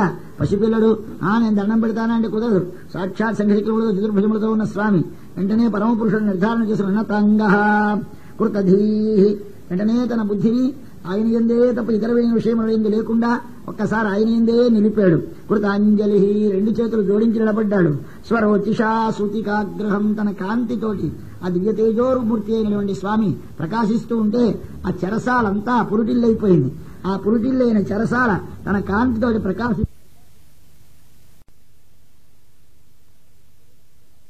ఈ భయం పోయినదట. అంటే ఎప్పుడు మన ధ్యానములో భగవంతుడు గోచరిస్తాడో, ఎడతెగక భగవంతుని గురించి స్మరిస్తే ఇతరమైన విషయములు మన లోపల ఆలోచనలోకి రాకపోతే భయం పోతుంది. కాబట్టి తస్మిన్ అభయం ప్రతిష్టాం విందతి, అప్పుడు అభయం కలుగుతుంది. ఆ భయం పోయింది. పోయి స్తోత్రం చేయడం ప్రారంభించారు. విదితోసి భవాన్ సాక్షాత్ పురుష ప్రకృతే పరః, స్వామి నీవు సాక్షాత్ పరమ పురుషుడివయ్యా. అంటే పరపురుషుడంటే ప్రకృతికి జీవులకు అవతలివాడివి. కేవలము ఈ ప్రకృతి నీవు కాదు, ఈ జీవులు నీవు కాదు. కానీ ఈ జీవులు ప్రకృతి కూడా నీతోటి విడదీయక నీతోనే కలిసి ఉండి నీ శక్తి వలె నీ నుండి వేరు చేయడానికి వీలు కాకుండా నీతో కలిసి ఉంటారు. కానీ నీవు మాత్రము వాటితో చేరి ఉన్నప్పటికీ కేవల అనుభవ ఆనంద స్వరూప, నీవు కేవలము జ్ఞానము ఆనందమే నీ రూపమై ఉంటావు. నీవు సర్వబుద్ధి దృక్, సర్వబుద్ధి దృక్ సమస్తమైనటువంటి వారికి బుద్ధి నీవు, సర్వమైన వారికి దృక్కు నీవు, అందరికీ జ్ఞానం ఇచ్చేవాడివి నీవు, అందరినీ చూసేటువంటి శక్తి కలిగినటువంటి వాడి నీవు. కనుక సర్వజ్ఞత్వం ఉన్నది అంటే ఆయన సర్వేశ్వరుడు. ఈ జీవునికి కర్మవశము చేత సర్వజ్ఞత్వం ఉండదు కనుక వీడు జీవుడు కాదు. అసలు జ్ఞానమే లేదు కనుక అచేతనమైన ప్రకృతి పరమాత్మ కాదు. కాబట్టి ప్రకృతి కంటే అవతలివాడు, జీవులలో కూడా బంధింపబడిన జీవుల కంటే అవతలివాడు, ముక్తి పొందిన జీవుల కంటే అవతలివాడు, అట్టివాడువి నీవు. సయేవా, అట్లా సర్వజ్ఞత్వ, సర్వశక్తిత్వ, సర్వాధారత్వాది గుణములు కలిగి సృష్టికి ముందు నీ ఒక్కడివే ఉన్నవాడివి, సృష్టి చేయాలని సంకల్పం కలిగి స్వప్రకృత్యా నీ ప్రకృతే ప్రధానమైన ప్రకృతి. ఈ ప్రకృతి కాక జీవులు నీతో విడదీయడానికి వీలు కాకుండా నీకు చెందినవారు. మనం మామూలుగా ప్రకృతి అని మనం వాడుకుంటూ ఉన్నాం, ఇది వాడి ప్రకృతిరా అంటారు. ప్రకృతి అంటే స్వభావం అని అర్థం. స్వభావము ప్రకృతి అనే మాటకి అర్థం ఏమిటి అంటే వాడి నుంచి విడదీసి వేరుగా చూపడానికి వీలు కానిది అని అర్థం. కాబట్టి ఇది వాడి ప్రకృతి. అంటే అలాంటివి రెండు ప్రకృతులు ఉన్నాయట భగవానుడికి. ఒకటి పరాప్రకృతి, ఒకటి అపరాప్రకృతి అని రెండు ప్రకృతులు. పరాప్రకృతి అంటే ఉత్కృష్టమైనటువంటిది, జ్ఞానము కలిగినటువంటిది జీవుడు పరాప్రకృతి. దానికంటే ఇతరమైనది అపరాప్రకృతి. అంటే ఎప్పుడూ మార్పు చెందేది పంచభూతములు, ఇంద్రియములు, అహంకారము, మనస్సు, బుద్ధి, అవ్యక్తము అనబడేటువంటి వాటితో కూడినటువంటిది పరాప్రకృతి. అపరాప్రకృతి. ఈ అపరాప్రకృతి అపరాప్రకృతి అనే రెండు తన శరీరముగా కలిగి ఉంటాడు. అంటే మనకు కనిపించే ప్రతి వస్తువులోనూ పైన కనపడేది ప్రకృతి, దాని లోపల కనపడకుండా తెలివి కలిగి ఉండేది జీవుడు. ఆ రెండిటికీ లోపల ఉండేవాడు భగవానుడు. అందుచేత మనము తెలుసుకోవలసిన మాటలకి చెబుతూ ఆయన నీకు ప్రకృతి అయ్యా విశ్వమంతా, దానితోటి సృజించావు. ఏమి సృజించావు? సత్వరజస్తమో గుణములు కలిగినటువంటి ప్రకృతి శరీరముగా విశ్వమునంతని సృజించావు. సృజించేమి చేశావు? దాని లోపల ప్రవేశించావు. దాని లోపల జీవుని లోపల భగవంతుడు ప్రవేశిస్తాడు. ఇప్పుడు మనం ఉన్నామనగానే నేనున్నానని ఎవడన్నా ఆ నేను లోపల భగవానుడు ఉన్నాడు అని అర్థము. భగవానుడు లేని నేను ఎప్పుడూ శరీరంలో ఉండదు. నేను అన్న మాట మనకు ఎంతసేపు భాషిస్తోందో, నేనని మనం ఎంతసేపు అనగలము. నేను లోపల భగవానుడు ఉంటేనే నేను అనగలము, వాడు లేకపోతే నేను లేదు. అట్లా నీవన్నిటిలోనూ ప్రవేశించావు. కానీ ప్రవేశించనట్టుంటావు. ఎలాగూ అవతల పైన గాలి ఉంది, ఆ గాలి మన లోపల ఉంది. కానీ మన లోపల గాలి ఉందని మనం గుర్తించాం. అబ్బా గాలి లేదురా అంటే నీ లోపల గాలి లేదని అర్థం కాదు, లోపల గాలి ఉంది. అలాగే భూమి పైన ఉంది, మన లోపల పృథివీ ఉంది. మన లోపల ఉన్నటువంటి పృథివీని మనకి తెలియదు. ఇది చాలా పవిత్రమైనదని, కాలికి మట్టి అంటుందని కడుక్కుంటాం. చేతికి మట్టి అంటే ఏమిరా నీ శరీరమే మట్టి కదా, కడుక్కోవడం ఎందుకు అంటే దీని లోపల ఉండి పైన ప్రవేశిస్తుంది, పైన ఉంటుంది. అలాగే భగవానుడు సర్వపదార్థములకు లోన ఉంటాడు, వెలుపల కూడా తాను ప్రవేశించకుండా ఉంటాడు. అంటే ఒక దానిలో ప్రవేశించినంత మాత్రమే భగవానుడు కాడు, ఒక జీవుని లోపల ఉన్నంత మాత్రమే భగవానుడు కాడు. వెలుపలనుంటూ లోన కూడా ప్రవేశించి తాను ప్రవేశించినట్టు ఉండేవాడు భగవానుడు. ఇట్లా నీవు సృష్టి చేసిన తరువాత ఈ పంచమహాభూతములు తాము కలిసి అండమును సృష్టించలేకపోతే మళ్లీ వాటన్నిటినీ కలిపిన వాడివి నీవు. అట్లా కలిపి వాటిలోంచి జగత్తుని బయటికి తెచ్చిన వాడివి నీవు. ఈ విధముగా కేవలము బుద్ధితో ఊహించదగినటువంటి లక్షణములు కలిగినటువంటి నీవు ప్రత్యక్షముగా చూడడానికి తగిన వాడిగా ఈ శరీరములో ఉండగా, ఎక్కడో శరీరమును విడిచిపెట్టిన తరువాత, శుద్ధసత్వమయమైన శరీరము లభించిన తరువాత, పరమపదమునకు వెళ్లిన తరువాత అక్కడికి వెళితే చూడవలసినటువంటి వాడు. కానీ ఇక్కడ మనకు తెలియనటువంటి వాడు, ఆయనకి మన వంటి గుణములు లేనివాడు, అంటే సత్వరజస్తమో గుణములు లేనివాడు. ఆయనకి ఏది ఆయన ఆవరించేది, ఆయన పైన కప్పు కప్పడానికి తగినంత ఏదీ లేదు కనుక ఆవరణం పైన లేనివాడు, వెలుపల పైని అనే రెండు భాగములుగా లేనివాడు, అన్నింటికీ తానాత్మగా ఉండేవాడు. అట్టివాడు ఈ లోకములో వారిని చెప్పాలి అంటే ఏమని చెప్పాలి? ఉన్నాడు అని చెప్పాలి. అంతకంటే ఒక పేరు పెట్టి చెప్పడానికి కానీ, ఒక రూపం పెట్టి చెప్పడానికి కానీ వీలు కానిటువంటి వాడు ఎవడో. అట్లాగే ఏదైనా ఒక వస్తువును చూపించి ఇది కాదు ఇది కాదు ఇది కాదు అనాలి. కానీ ఇది భగవానుడు అంటే ఇదే భగవానుడు మరొకటి కాదని అర్థం వస్తుంది. ఇట్టివాడు భగవానుడు అంటే ఇట్టివాడే తప్ప మరొక లాంటి వాడు కాడని వస్తుంది. కాబట్టి ఎప్పుడు భగవంతుడిని చెప్పినా ఏమని చెప్పాలి? ఇట్టివాడు కాడు అని చెప్పాలి. అంచేత భగవంతుడు ఇట్టివాడు అంటే పరిచ్ఛిన్నత్వం వస్తుంది, అనగా ఒక లిమిటేషన్ వస్తుంది. అట్లా లిమిటేషన్స్ ఉన్నవాడు కాడు భగవానుడు. కాబట్టి ఈ దేశమందు ఉన్నాడు, ఈ కాలమందు ఉన్నాడు, ఈ గుణము కలిగి ఉన్నాడు, ఇంత పొడవు కలిగి ఉన్నాడు, ఇంత ఎత్తు కలిగి ఉన్నాడంటే భగవంతుడు కూడా పరిమితమైపోతాడు. గనక ఇట్టివాడు కాడని వేదం ఎందుకు చెబుతుంది అంటే ఆయన ఇంతవాడు ఇట్టివాడని మనసు లోపల భావము కలుగుతుందని తొలగించడం కోసమని చెబుతుంది. అట్టి ఏ విధమైన తన కోరికతో ఏ వ్యాపారము చేయనివాడు, తనకి ఏ విధమైన గుణములు లేనివాడు అయినటువంటి నీ నుండే ఈ సర్వజగత్తుకి జన్మ స్థితి లయములు కలుగుతున్నాయి. సమస్తమైన జగత్తుకి సృష్టి నీ వలన, పుట్టుక నీ వలన, స్థితి నీ వలన. నీ యందు కేవలముగా ఇవన్నీ భేదములు ఉండవచ్చు. ఎలాగుంటాయ్యా? భగవంతుడు ఏకరూపుడు కదా. ఇంత నామరూపమైనటువంటి జగత్తంతా భగవంతుడే ఎలాగవుతాడు అంటే భగవంతుడు అవడం అంటే భగవంతునితో విడదీయడానికి వీలు కాకుండా ప్రకృతి అనేది కలిసి ఉన్నది సూక్ష్మ రూపంలో. ముందు జీవులు ఆయనతోటే సూక్ష్మ రూపంలో కలిసి ఉన్నారు. అప్పుడు వేరే ఉన్నట్టు మనకు తెలియవు. ఆయన ఎప్పుడైతే సంకల్పిస్తాడో తన శరీరమే స్థూలమైన అవస్థని పొందుతుంది. ద్రవ్యము మారదు. అక్కడున్న ప్రకృతే ఇక్కడున్న ప్రకృతి. అక్కడున్న ప్రకృతిలోనూ సత్వరజస్తమో గుణములున్నాయి, ఇక్కడున్న ప్రకృతిలోనూ సత్వరజస్తమో గుణములున్నాయి. అక్కడుండే జీవులు కేవలముగా అణువులే, ఇక్కడుండే జీవులు అణువులే. అక్కడుండే జీవులు సంకోచము గల జ్ఞానము గల గలవారే, ఇక్కడుండేవారు సంకోచం గల జ్ఞానము గలవారే. కానప్పుడు శరీరములు ఉండవు కనుక వీరు దేవతలు, వీరు మనుష్యులు, వీరు పశువులు, వీరు పక్షులనే భేదం ఉండదు. ఎప్పుడైతే ఆయన సంకల్పిస్తాడో అప్పుడు తన సూక్ష్మమైన శరీరాన్ని స్థూలముగా చేసి పెద్దదిగా చేసి దాని లోపల జీవుడు వారి వారి కర్మానుగుణముగా జీవులను ప్రవేశపెట్టి వారి లోపల తాను ప్రవేశించి లోకములో నానా భేదములను పొందితే శరీరముతో కూడినటువంటి మనము మావాడు పసివాడు, మావాడు యువకుడు, మావాడు వృద్ధుడు అంటే ఈ మావాడెవడు? మావాడంటే పైనున్న శరీరము కాదు, శరీరములోనున్న జీవుడు మావాడు. కానీ వీడు బాలుడు, వీడు వృద్ధుడు, వీడు యువకుడు అంటే యవ్వనము దేనికి, వార్ధక్యము దేనికి? శరీరానికి.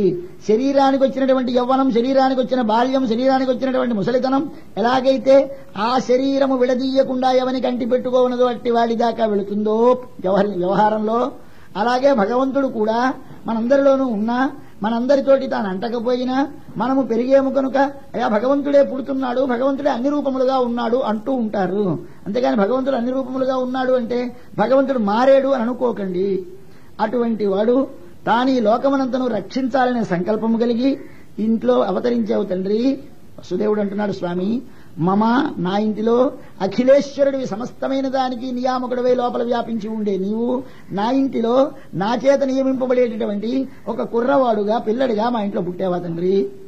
రాజన్య సంజ్ఞ అసుర కోటి యూధపై లోకములో రాజులనే పేరుతోటి రాక్షసులు వచ్చి లోకాన్నంతని దైవ సంపదని చెడగొట్టి అసుర సంపదని వ్యాపింపజేస్తూ ఉంటే దానిని దానిని పోగొట్టి మళ్ళీ దైవ సంపదకి వృద్ధి కలిగించడానికి ఆవిర్భవించావా తండ్రి అన్నాడు. ఇంతవరకు బాగుంది, స్తోత్రం చాలా బ్రహ్మాండంగా చెప్పాడు.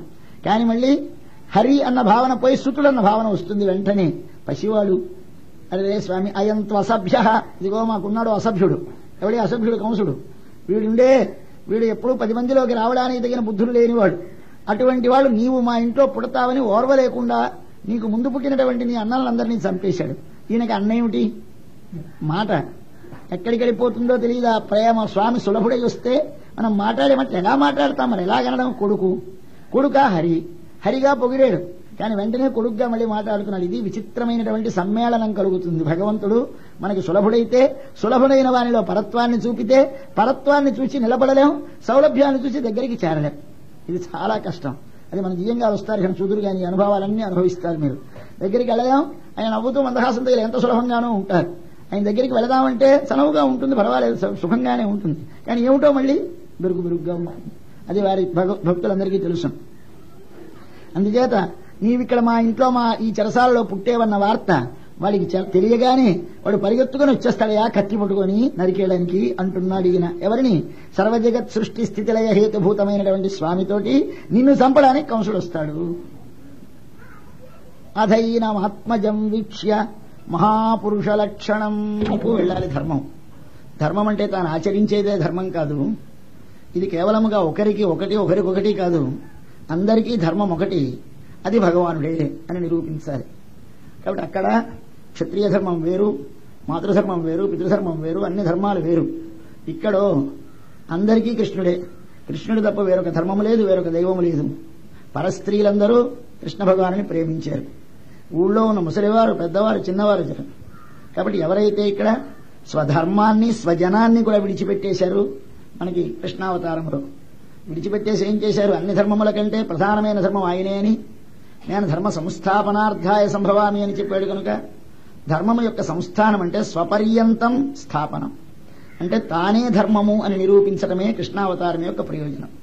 అందుచేత నీవు బ్రాహ్మణుడివా, క్షత్రియుడివా, వైశ్యుడివా, శూద్రుడివా, నీ ధర్మమేమి అనేది కాదు మాకు ప్రశ్న. భగవానుడే ఉపాయమని దృఢముగా అధ్యవసాయము కలగడమే మానవ జీవితమునకు పరమ ప్రయోజనం. అందుచేత భగవానుడే నాకు ఉపాయము సుఖమునకు. ఆ సుఖం ఈ లోకములో సుఖములైనా వాని వలనే కలగాలి, పరలోకములో సుఖములైనా వాని వలనే కలగాలి. కాదు శాశ్వతమైన మోక్షము కలగాలన్నా వాని వలనే కలగాలి. కాబట్టి కృష్ణుని వలనే తప్ప ఇతరమైనదేది సాధనము కాదని, తమ ధర్మములను కృష్ణుని కొరకు ఒకవేళ ఉజ్జగించినా ప్రమాదం లేదని, ఇంచేత ఆయనే ధర్మస్వరూపమైనప్పుడు తమ ధర్మాలు తమకి సుఖ సాధనములు కావు కనుక తమ ధర్మాలను తాము ఉపాయములు కావని విడిచిపెట్టేసి భగవంతుని పొందమని స్వామి ఉపదేశించిన ఉపదేశాన్ని అందరూ ఆచరించినటువంటి అవతారము. రామావతారంలో స్వామి తనకు కలిగినటువంటి శోకములకు దుఃఖములకు ఆయన దుఃఖించినట్టు కనిపిస్తుంది.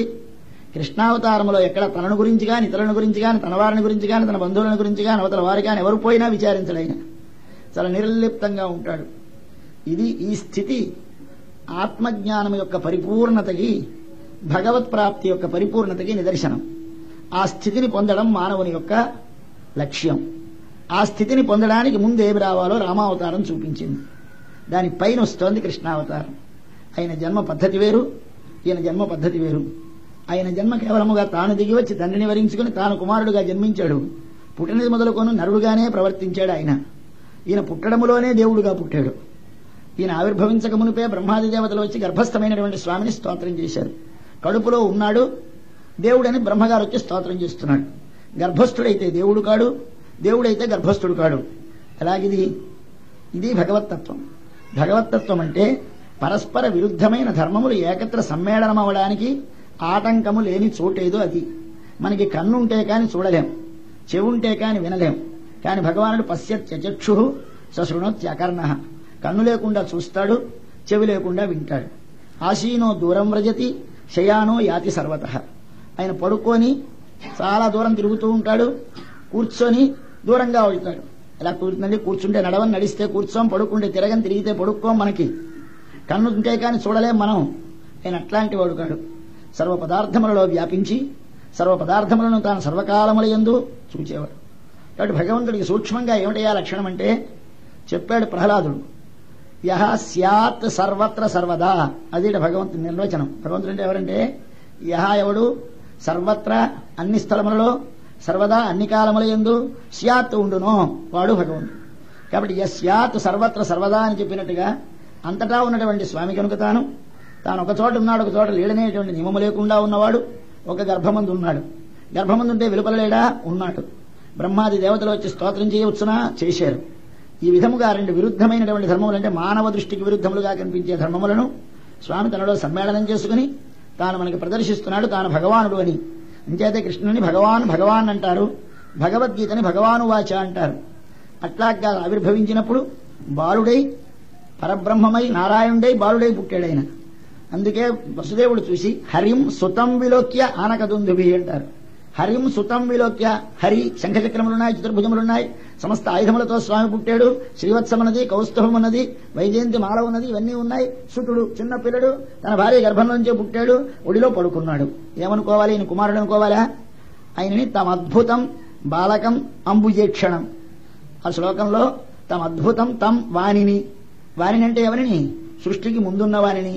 తత్తని శబ్దం ఎక్కడొచ్చినా, వాడు అనే మాట ఎక్కడొచ్చినా కనపడని వాడని అర్థము. ఎదరగా ఉన్నవాడిని వీడంటాం, దూరముగా ఉన్నవాడిని వాడంటాం. అట్లాంటి వాడు అంటే సర్వజగత్తుకి ముందున్నటువంటి నారాయణయేవ నా బ్రహ్మ నేశాన అని మరెవరూ లేకముందు ఎవడైతే సృష్టికి ముందు ఉన్నాడో అట్టివాడి వాడు ఎలాగొచ్చాడు? అద్భుతం బాలకం అంబుజేక్షణం. ఇవన్నీ భగవంతుడు అని నిరూపిస్తున్నాడు. అద్భుతం అంటే ఆశ్చర్యం. ఆశ్చర్యం అంటే ఆయన గురించి చెప్పడానికి మాట కాని మనసు కాని అందదు. మాట కూడా ఆవిడ వెనుకకు తిరిగి వచ్చేసింది. అటువంటి వాడు ఆయన అద్భుతం ఆశ్చర్యవత్ పశ్యతి కశ్చిదేనం అని చెప్పినట్లుగా ఆశ్చర్యమైన వాడు అని చెప్పింది. బాలకం కానైతే అంత విపరీతమైన వాడు కనపడడా? ఈ కంటితో చూడడానికి వీలుగా వచ్చాడు. కంటికి గోచరించని వాడు గోచరించేవాడుగా, పసివాడు కానివాడు పసివాడుగా, అట్టి సృష్టికి ముందున్నవాడు ఇప్పుడు ఇక్కడ ఉన్నవాడుగా వచ్చాడు గనక ఆయన భగవానుడు అని మనవారు తమ అద్భుతం బాలకం అంబుజేక్షణమని స్తోత్రం చేస్తాడు. వసుదేవుడు పుట్టగానే కుమారుణ్ణి స్తోత్రం చేస్తాడు, కుమారుడికి నమస్కారం చేస్తాడు. ఏమిటి కుమారుడికి నమస్కారం? ఏమిటి కుమారుని స్తోత్రం? ఏమిటి? కుమారుడు కాడు, ఆయన సాక్షాత్ పరమపురుషుడు కుమారుడైనాడు. ఇది ఎక్కడా మీకు ఇతర అవతారంలో ఎక్కడా కనపడదు. ఒక కృష్ణావతారంలోనే దర్శనమిస్తుంది. విచిత్రమైన సన్నివేశం. చిన్న పిల్లడు శంఖచక్రములతో చతుర్భుజములతో తల్లి ఒడిలో ఉంటే ఎంత విచిత్రమో చూసి తల్లి ఆశ్చర్యపడిపోయి తల్లి స్తోత్రం చేస్తోంది. ఇది మన జీవితంలో ఈ సన్నివేశములన్నీ ఒకసారి అనుస్యూతంగా భావిస్తే మానవుని జీవితంలో చిట్ట చివరికి భాషించవలసినటువంటి జ్ఞానం ఎట్టిదో, ఆ జ్ఞానం ఎట్లా ఆవిర్భవిస్తుందో దానికి చరిత్రని మొత్తం ఈ కథంతా నిరూపిస్తోందేమో అని మనం ఊహించడానికి అవకాశం ఉన్నదని విజ్ఞాపనం చేశాను. ఆ రెండు మాటలు వారి ముందు విజ్ఞాపనం చేస్తే బాగుంటే స్వీకరిస్తారు, లేకపోతే దిద్దుబాటు చేస్తారు. రథం మీద కంసుడు తీసుకొచ్చాడు దేవకీ వసుదేవులని. దేవకీ వసుదేవులకు వివాహమైంది. వివాహమైన తర్వాత కంసుడు రథము నడిపి తీసుకొచ్చాడు. కంసుడు దేవకి అన్నదమ్ముడు అక్క చెల్లెలు కారు, అన్నదమ్ముల పిల్లలిద్దరును. అన్నదమ్ముల పిల్లల్లో అన్నదమ్ముడి కూతురే, ఒక అన్నదమ్ముడు కూతురేమో దేవకీదేవి, ఒక అన్నదమ్ముడు కూతురేమో మన కొడుకేమో కంసుడు. ఈ కంసుడు రథం నడిపి తీసుకొచ్చాడు. ఆకాశవాణి చెప్పింది. చెప్పగానే చంపడానికి సిద్ధపడ్డాడు. వద్దని వారించాడు. వారిస్తే ఊరుకున్నాడు. తర్వాత తీసుకొచ్చి చెరసాలలో పెట్టాడు. ఏమిటి కథంతా మనకేదో ఒక కథ చెబుతున్నట్టు మనం భావన చేయడానికి అవకాశం ఉన్నది. ఈ మానవ శరీరంలో భగవానుడు నిలీనమై ఉన్నటువంటి భగవత్తత్వాన్ని మనం తెలుసుకోవాలంటే దానిని తెలుసుకుందికి మనం ఏ విధంగా సాగుతుందో ఈ జ్ఞానము, ఆ జ్ఞానం ఎట్లా కలుగుతుందో దానిని మనకి నిరూపిస్తోందేమో అని ఒక ఊహ చేయొచ్చు. మనం అలా ఊహించండి అని విజ్ఞాపనం చేశాను. మన శరీరమే ఒక రథం అనుకోండి. ఈ శరీరం అనే రథములో బుద్ధి అనేటటువంటిది ప్రధానమైన పనిముట్టు. ఆ బుద్ధి ఆత్మ రెండూ కలిసి ఉంటాయి. ఈ బుద్ధి ఆత్మలో, బుద్ధిలో కూడా రజోగుణం ఉంటుంది, తమోగుణం ఉంటుంది. అందులో సత్వగుణముతో కూడినటువంటి బుద్ధిని దేవకి అనే శబ్దం చేత వ్యవహరించారు. దివ్ అంటే ప్రకాశం, ప్రకాశము సత్వగుణం యొక్క లక్షణం. కాబట్టి సాత్వికమైనటువంటి బుద్ధితో కూడినటువంటి వసుదేవుడు అంటే ఆత్మ అని అర్థం. ఇంతేత వసు దేవ అనే రెండు శబ్దాలని, వసు అంటే శరీరములో ఉండేవాడు, దేవ అంటే శరీరములో ఉండి శరీరము కంటే వేరుగా తానెప్పుడూ ప్రకాశిస్తూ ఉండేవాడు. శరీరము జ్ఞానము లేనిది, ఆత్మ జ్ఞానము కలది కనుక శరీరము లోపల ఉండేది, పైనుండేది శరీరము కనుక లోపల ఉండేది ఉన్నది తానని ఎప్పుడూ ప్రకాశించేది ఏదో దాని పేరు వసుదేవుడైతే వసుదేవునిలోంచి పుడతాడు వాసుదేవుడు. కాబట్టి వాసుదేవుడంటే భగవత్తత్వమని, వసుదేవుడంటే మన జీవుడని, అంటే జీవునకు సాత్వికమైన బుద్ధితోటి సంపర్కము కలయిక కలిగితే ఆ సాత్వికమైనటువంటి బుద్ధిని వదలకుండా వారిద్దరు కలిసి ఉండగానే ప్రక్కనుండేటువంటి ఆ బుద్ధిలో ఆవరించి అంతకు ముందు నుంచి ఉన్నటువంటి కామం అనేది దీన్ని ఎట్లాగైనా చెరసాలని ప్రయత్నం చేస్తుంది. ఈ కామమే కంసుడు అని భావన. ఎందుచేత అంటే వెనకటి జన్మలో కాలనేమి ఈ జన్మలో కంసుడై పుట్టాడని చెబుతారు. కాలనేమి కంసుడై పుట్టాడంటే కాలం అంటే మనం ఇప్పుడు తిరుగుతోందే ఈ కాలము మన మీద ప్రభావం చూపించడానికి ఎప్పుడైతే మనలో కోరిక ఉంటుందో అప్పుడు కాలానికి మన మీద ప్రభావం ఉంది. కోరిక లేకపోతే కాలానికి ప్రభావం లేదు. కాబట్టి కాలము తిరిగేది ఎంతసేపు అంటే కామం ఉన్నంతసేపు. చక్రం తిరగాలి అంటే చుట్టూ రిమ్ ఎలాగుండాలో అలాగే కాలం మన మీద తిరగాలి అంటే అడుగున కామం అనేటటువంటి రిమ్ము, నేమి అంటే రిమ్ అన్నమాట చక్రానికి, అలాగే ఉంటుంది. ఆ ఉండేటువంటి దాని యందే సర్వము ఆధారపడి ఉన్నది. కామము మీదే మిగిలినటువంటి శరీరమైతేనే ఆత్మైతేనే ఈ రెండింటి యొక్క సంబంధం ఆధారపడి ఉన్నది. కామం విడిపోయిందా శరీరము విడిపోతుంది, లోపలిది పోతుంది. ఈ రెండు ఏమిటి అంటే భూతమాత్రలు ప్రజ్ఞామాత్రలు అంటుంది ఉపనిషత్తు. ప్రజ్ఞామాత్రాస్ భూతమాత్రా అర్పితా అరాహ నేమవు. నేమి అంటే మధ్య నుండి హబ్బు, అర అంటే స్పోక్స్, నేమి అంటే రిమ్ము. ఈ మూడింటిని ఒక్కసారి కానీ మనం చూసుకుంటే హబ్బులాగున్నటువంటి వాడు ఎవరు అంటే జీవుడు. ఆ జీవుల్లో పైనుండేటువంటివి ఏమిటి స్పోక్స్ ఏమిటి పంచమహాభూతములతో కూడినటువంటి భూతములన్నీ. ఈ పంచమహాభూతములు పైన స్పోక్స్లా ఏర్పడి దానికి మధ్యన ఆత్మ అనేది ఉండి దానికి పైనేమో కామం అనేటటువంటిది ఆవరిస్తే తిరుగుతోంది బండి. కాబట్టి తిరగడానికి పైనుండేటువంటి కామం అనేటటువంటి దాన్ని కానీ తీసేస్తే పోయింది. ఈ కామము పోతే ఏమొస్తుంది అసలు పోతాడు. అందుకోసం ఆకాశవాణి చెప్పిందంటే ఆకాశవాణి కాదు చెప్పింది వేదం. ఏమిటి చెప్పిందయ్యా అంటే నహ వై సశరీరస్య సత ప్రియా ప్రియయోరపహతిరస్తి అశరీరం వా వసంతం ప్రియా ప్రియేణ స్పృశత. అంటే శరీరం ఉన్నంతసేపు దుఃఖం సుఖం సాగుతూనే ఉంటాయి. ఈ దుఃఖం సుఖం పోవాలంటే శరీరం పోవాలి. కాబట్టి అబ్బాయి నువ్వు చచ్చిపోతావు అని చెప్పింది. ఎవరిని కంసుడిని చెప్పింది. నువ్వు చచ్చిపోతావురా, కొద్ది రోజులలో ఈమె కడుపులో 8వ గర్భం పుడుతుంది, ఆ 8వ గర్భం నిన్ను చంపుతుంది అని ఆకాశవాణి చెప్పింది. అంటే వేదములు మనకు చెప్పినది కామము నశించాలి. కామము నశించడానికి శరీరమునకు సంబంధం ఉన్నది. కాబట్టి పుణ్యపాప రూపములైనటువంటి కర్మలు చేస్తున్న మనమందరము కూడా శరీరము నశిస్తే నశిస్తుందనేటువంటి భావంతో నువ్వు చచ్చిపోతావు అని చెప్పింది కనుక ఈయన వల్ల అంటే ఏనాడు భగవత్తత్వాన్ని గురించిన జ్ఞానం కలుగుతుందో ఆ జ్ఞానం ఆవిర్భవించగానే శరీరం పోతుంది, శరీరం పోతే కామం పోతుంది. కాబట్టి శరీరానికి కామానికి ఉండే సంబంధాన్ని చూపిస్తూ నువ్వు చచ్చిపోతావని చెప్పింది. ఆయన వెంటనే భయపడి అసలు చంపేదామని ప్రయత్నం చేశాడు. అలాగానే మన కంసుడు మన కామం ఏమిటి చేస్తుంది, మన బుద్ధినే కేవలముగా మృషింపజేసి అవివేకముతో ఆవరింపజేస్తుంది కనుక మనం రోజు పొద్దున్న సాయంకాలం కూడా గాయత్రీ మంత్రాలు కామోకార్షిం మంజురకార్షిం మంత్రం అని జపం చేస్తూ ఉంటాం సంధ్యావందనంలో. ఎందుకు గాయత్రీ మంత్రం జపం చేస్తే మన బుద్ధివృత్తుల్లో ఉండేటువంటి రజస్తమస్సులు తగ్గి మన లోపల ఉన్న ఆత్మని మనము మనకంటే వేరుగా ఉన్న వస్తువుని ఎలాగైతే చూడగలుగుతామో అట్లాగే మన ఆత్మ తనకంటే వేరుగా శరీరాన్ని చూడగలుగుతుందట. కాబట్టి స్వామి నా లోపల నీవు ఉండి నన్ను ప్రేరణ చేసి నా లోపల ఉన్నటువంటి ఆత్మ నాకంటే వెలుపలగా ఉన్న వస్తువుని శరీరాన్ని నాకంటే వేరుగా చూడగలిగినటువంటి శక్తిని ప్రసాదించు అని రోజు పొద్దున్న సాయంత్రం గాయత్రీ మంత్రం జపం చేస్తూ ఉంటే అలాగే కామం యొక్క ప్రభావం వల్ల చేశానని ప్రార్థిస్తూ ఉంటే ఈ కామం అనేది మన నుంచి విడుతుంది. ఆ కామం విడిందా, మృత్యువు పోయింది. కాబట్టి మృత్యువు పోవడం, అమృతత్వం రావడం, దానికోసం మనం ఇక్కడికి వచ్చాం. దేనికి మృత్యువు తేవాలి? కామానికి మృత్యువు తేవాలి. కామానికి మృత్యువు ఎప్పుడు కలుగుతుంది? ఎప్పుడైతే ఆయనను చూస్తే, అప్పుడు ఆయన యందు సమస్తమైనటువంటి కళ్యాణ గుణములు అనుభవిస్తే మన లోపల ఉన్న ఇతర విషయములైనటువంటి కామములన్నీ నశిస్తాయి. ఈ ఇతర విషయములైన కామములు నశించడమే కంసుడు నశించడం. ఆ కంసుడు నశించడానికి స్వామి ఆవిర్భవించాలి. ఆయన ఆవిర్భవించాడా ఈ కామము నశిస్తుంది. ఆయన ఆవిర్భవించడానికి ప్రతిబంధకంగా నిలబడుతుంది. ఇది పుట్టనివ్వదు, లోపల ఎలాగైనా బంధించేస్తుంది. ఈ ఆత్మని, సాత్వికమైనటువంటి బుద్ధిని రెండింటినీ కూడా తన వశమందుంచుకుని చెరసాలలో పెట్టినట్లుగా మన లోపల క్షేత్రములో పెట్టేసి బంధించేసింది. కారాగారంలో, చీకటి కొట్లో అజ్ఞానావృతమైనటువంటి మన లోపల బుద్ధి ఉన్నది. అజ్ఞానావృతమైన మనందరిలోనూ కూడా ఆత్మ ఉన్నది. కానీ మనకి ఆత్మ ఉన్నదని తెలియదు, బుద్ధి ఉన్నదని తెలియదు. అన్ని నేను నేను నేను అనే ఎగురుతున్నాం మనం అందరం. ఈ నేనంటే శరీరము నేను కాదు. శరీరము కంటే వేరైన నేననే ఆత్మ ఉన్నది. ఆత్మకి బుద్ధి అనేది ఉన్నది. ఆ బుద్ధి లోపల ఈ ఆత్మ యొక్క జ్ఞానం ప్రసరించి సత్వగుణము కలిగితే లోపల భగవత్తత్వం ఆవిర్భవిస్తుంది. అది ఆవిర్భవిస్తే కామం నశిస్తుంది. కామం నశిస్తే మోక్షం వస్తుంది. మోక్షం అంటే నేను స్వామి చెప్పారే, చచ్చిపోవడం కాదు మోక్షం. మరేమిటి విడాలి? బంధము విడాలి. బంధం అంటే ఏమి? ఒకదానితో ఉన్న సంబంధం వదలాలి, మరొక దానితో ఉన్న సంబంధం తెలియాలి.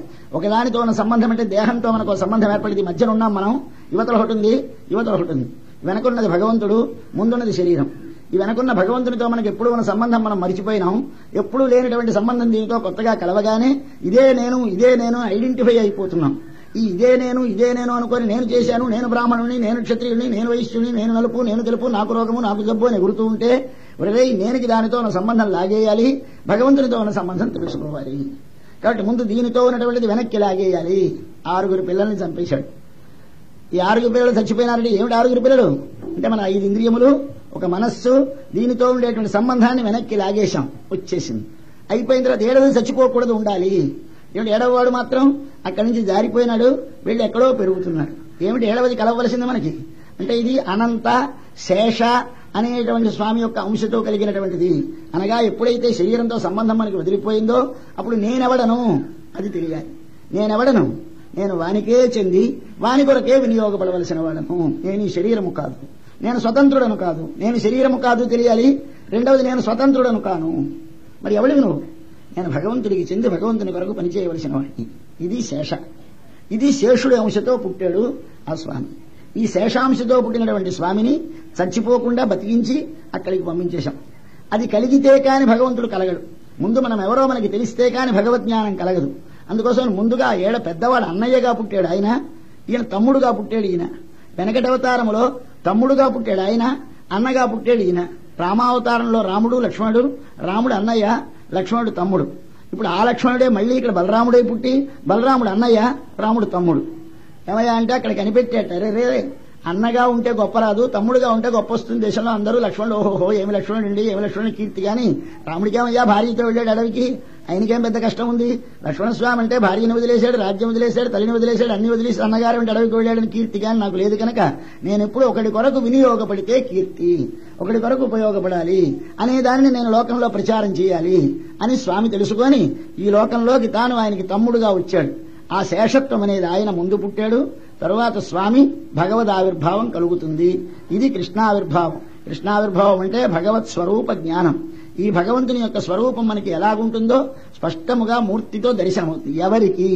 కొందరికి, అందరికీ కనబడదు.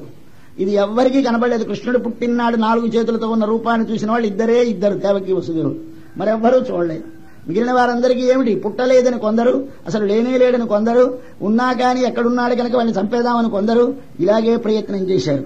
అందుచేత తెలిసిన వారిద్దరికే తెలుస్తుంది. వారినే ఋషి అంటారు. ఎవరైతే మొట్టమొదట తమలో ఉన్నటువంటి భగవత్తత్వాన్ని ఉన్నదని గుర్తిస్తారో వారు ఋషులు. వారి నుండి ఆవిర్భవిస్తుంది ఒక శబ్ద రూపంగా, ఇతరులకు కూడా అందించడానికి మంత్ర రూపంగా. అది ఆవిర్భవించినప్పుడు ఆవిర్భవించిన వారు చేసేటువంటి ఏ ప్రార్థన ఉంటుందో అవే మనకి ధ్యాన శ్లోకాలని, అవే మనకి ఇతరమైనటువంటి ఆయా అనుష్ఠానములకు ఉపయోగిస్తూ ఉంటాయి. అలాగే వసుదేవుడు స్తోత్రం చేశాడు, దేవకి స్తోత్రం చేసింది. ఈ దేవకి స్తోత్రంలో ఉన్నాం మనం. దేవకీదేవి కూడా స్వామిని సాక్షాత్తు పరమాత్మగా భావించి స్తోత్రం చేస్తుంది. స్తోత్రం అంతా చేసిన తర్వాత ఎక్కువ జ్ఞానం కలిగితే భక్తిగా మారుతుంది. జ్ఞానం ఎక్కువైతే కానీ భక్తి కలగదు. భక్తి ముందని కొందరు అనుకుంటారు, పొరపాటు. భక్తి ముందు ఉండదు. బాగా జ్ఞానము కలిగి తానెవడో తనకి తెలిసి తనకు ఆయనతో ఉన్న సంబంధం తెలిస్తే అప్పుడు ప్రేమ కలుగుతుంది. ఆ ప్రేమకే భక్తి అని పేరు. అంటే దేవకీదేవి సాక్షాత్ ఆయన పరమపురుషుడు అని తెలుసుకున్నది. ఆయనే మనకి రక్షకుడు, సృష్టికి ముందున్నవాడు, సృష్టి చేసినవాడు అన్నీ తెలుసుకుంది. ప్రకృతి కంటే, పురుషుడంటే, జీవుడి కంటే వేరుని తెలుసుకున్నది. ఆవిడ ఒక మాట చెబుతోంది, స్వామి మర్త్య మృత్యువ్యాళభూత పలాయన్. మర్త్యుడని మన పేరు, అంటే చచ్చిపోయేవాడు అని అర్థం. మన పేరు ఏమిటంటే చచ్చినవాడా అని పేరు పెట్టారు మన వాళ్ళు, చాలా తెలివితేటలుగా. కానీ ఎప్పుడు కూడా మనం అలా అనుకో ఒప్పుకుంటామా, అబ్బా నేను బతికున్నానంటాం. కానీ తెలుగు సంస్కృతంలో అనేస్తే ఒప్పేసుకుంటాం. మర్త్యుడండి, వీరందరూ మర్త్యుడండి అంటే ఓహో కాబోలు అదేదో మంచి పేరు అనుకున్నాం మనం. మర్త్యు అంటే చచ్చిపోయేవాడు అని అర్థం. కాబట్టి మర్త్య వీడేమిటి చేస్తున్నట్ట, మృత్యువ్యాళభీత. మనం పుట్టడంతో మనతో వెనకాల ఒక పాము బయలుదేరింది, మనతోటే కాలసర్పం. అదేమిటది మృత్యువు. ఆ మృత్యు అనేటువంటి సర్పం మనల్ని వెంటాడుకో వస్తోంది. ఎక్కడ దొరుకునా కాటు వేద్దామా అని మనం పరిగెత్తుతున్నాం స్పీడుగా. పరిగెత్తుతూ ఉంటే మనం పరిగెడుతుంటే మన వెనకాల అది వస్తోంది. లోకాన్ సర్వాన్ తిప్పాడు పావుని, తన లోకాలన్నీ తిరుగుతున్నాడు. ఎన్ని చోటు తిరిగినా ఎక్కడికెళ్ళినా కానీ నిర్భయం, భయము లేని చోటు దొరకలేదట. ఎక్కడికెళ్ళినా ఈ పాము వెనకాల వదులుతోంది, వదలడం లేదు. కాబట్టి పగబట్టింది పాము కరిచేస్తుందని భయంతో తిరుగుతూ ఒకనాడు అనుకోకుండా హఠాత్తుగా స్వామి పాదాలు దొరికాడు. త్వత్పాదాబ్జం యదృచ్ఛయా ప్రాప్య. అదేమి మన ప్రయత్నం కాదు. ఏమిటోనండి, నేను కొంచెం సాధన చేశాను ఏంటి అంటాడు వీడు. సాధన చేసి వీడు భగవంతుడిని చూశాట. ఒరే నీ సాధన కాదురా, వాడిది సాధన అంటారు మన వాళ్ళు. మన సాధన వల్ల భగవంతుడు దర్శనం అవడు. ఎదురిచ్ఛయ, అనుకోనకుండా దర్శిస్తాడు. ఎవరికో జన్మాంతరములో చేసుకున్న పుణ్య విశేషం వల్ల, ఆనుషంగిక ప్రాసంగిక యాదృచ్ఛిక సుకృతముల వలన ఈ జన్మలో జన్మించే సమయంలో భగవానుడు మన వైపు కటాక్షిస్తే, ఒకసారి చూస్తే మనకు కలుగుతుంది. అప్పుడు వాడికి ఏమైందిరా, వెళ్ళగానే అక్కడి నుంచి పాము దూరంగా నిలబడిపోయిందిరా, మీదకి రావడం మానేసింది. ఆడు చూశాడు, అబ్బాయి మరి ఈ పాదాలు వదిలితే లాభం లేదు, ఇది వదిలేమా పాము మళ్ళీ వచ్చి పడిపోతుందని అక్కడి నుంచి ఆ పాదాల దగ్గర ఉండిపోయినట్టు. ఉండిపోతే ఏమిటో ఇది స్వస్థసేతే, హాయిగా పడుకున్నట్టు. ఇన్నాళ్ళు తిరిగి అవాళ హాయిగా నిద్ర పట్టిందిరా. ఎప్పుడు స్వామి పాదాలు చేరిన తర్వాత లేచి చూసరికి ఈ పాము లేదక్కడ. అదేమైంది, మృత్యురస్మాదపైతి. ఆ మృత్యు అనేది వాడికి దూరంగా వెళ్ళిపోతుందిట. అటువంటి నీవు అన్నది అంటే ఏమిటి, సాక్షాత్తు మృత్యువుకి కూడా మృత్యువై అవతల అన్నిటినీ కూడా మా నుండి తొలగించేటువంటి, అపాయములు తొలగించేటువంటి సర్వేశ్వరుడివైన నీవు ఈనాడు నా దగ్గర మా ఎందు ఆవిర్భవించావు. నీవు భృత్యవిత్రాసహ అని ఆయనకి బిరుదు పెట్టింది ఆవిడ. భృత్యువిత్రాసహ అంటే భృత్యుల యొక్క బెదరును తొలగించేవాడు. కాబట్టి మనందరం విత్రాసంతో ఉంటాం. భయం, ఎప్పుడు చచ్చిపోతామో ఎప్పుడు చచ్చిపోతాం. చావు లేకుండా ఉండాలంటే ఏమిటి చేయాలి అంటే, చావు లేకుండా ఉండాలంటే కేవలంగా ఈ మందులు మాకుల వల్ల చావు లేకుండా ఉండం. మరి దేనివల్ల ఏ చావు లేకుండా ఉండాలి?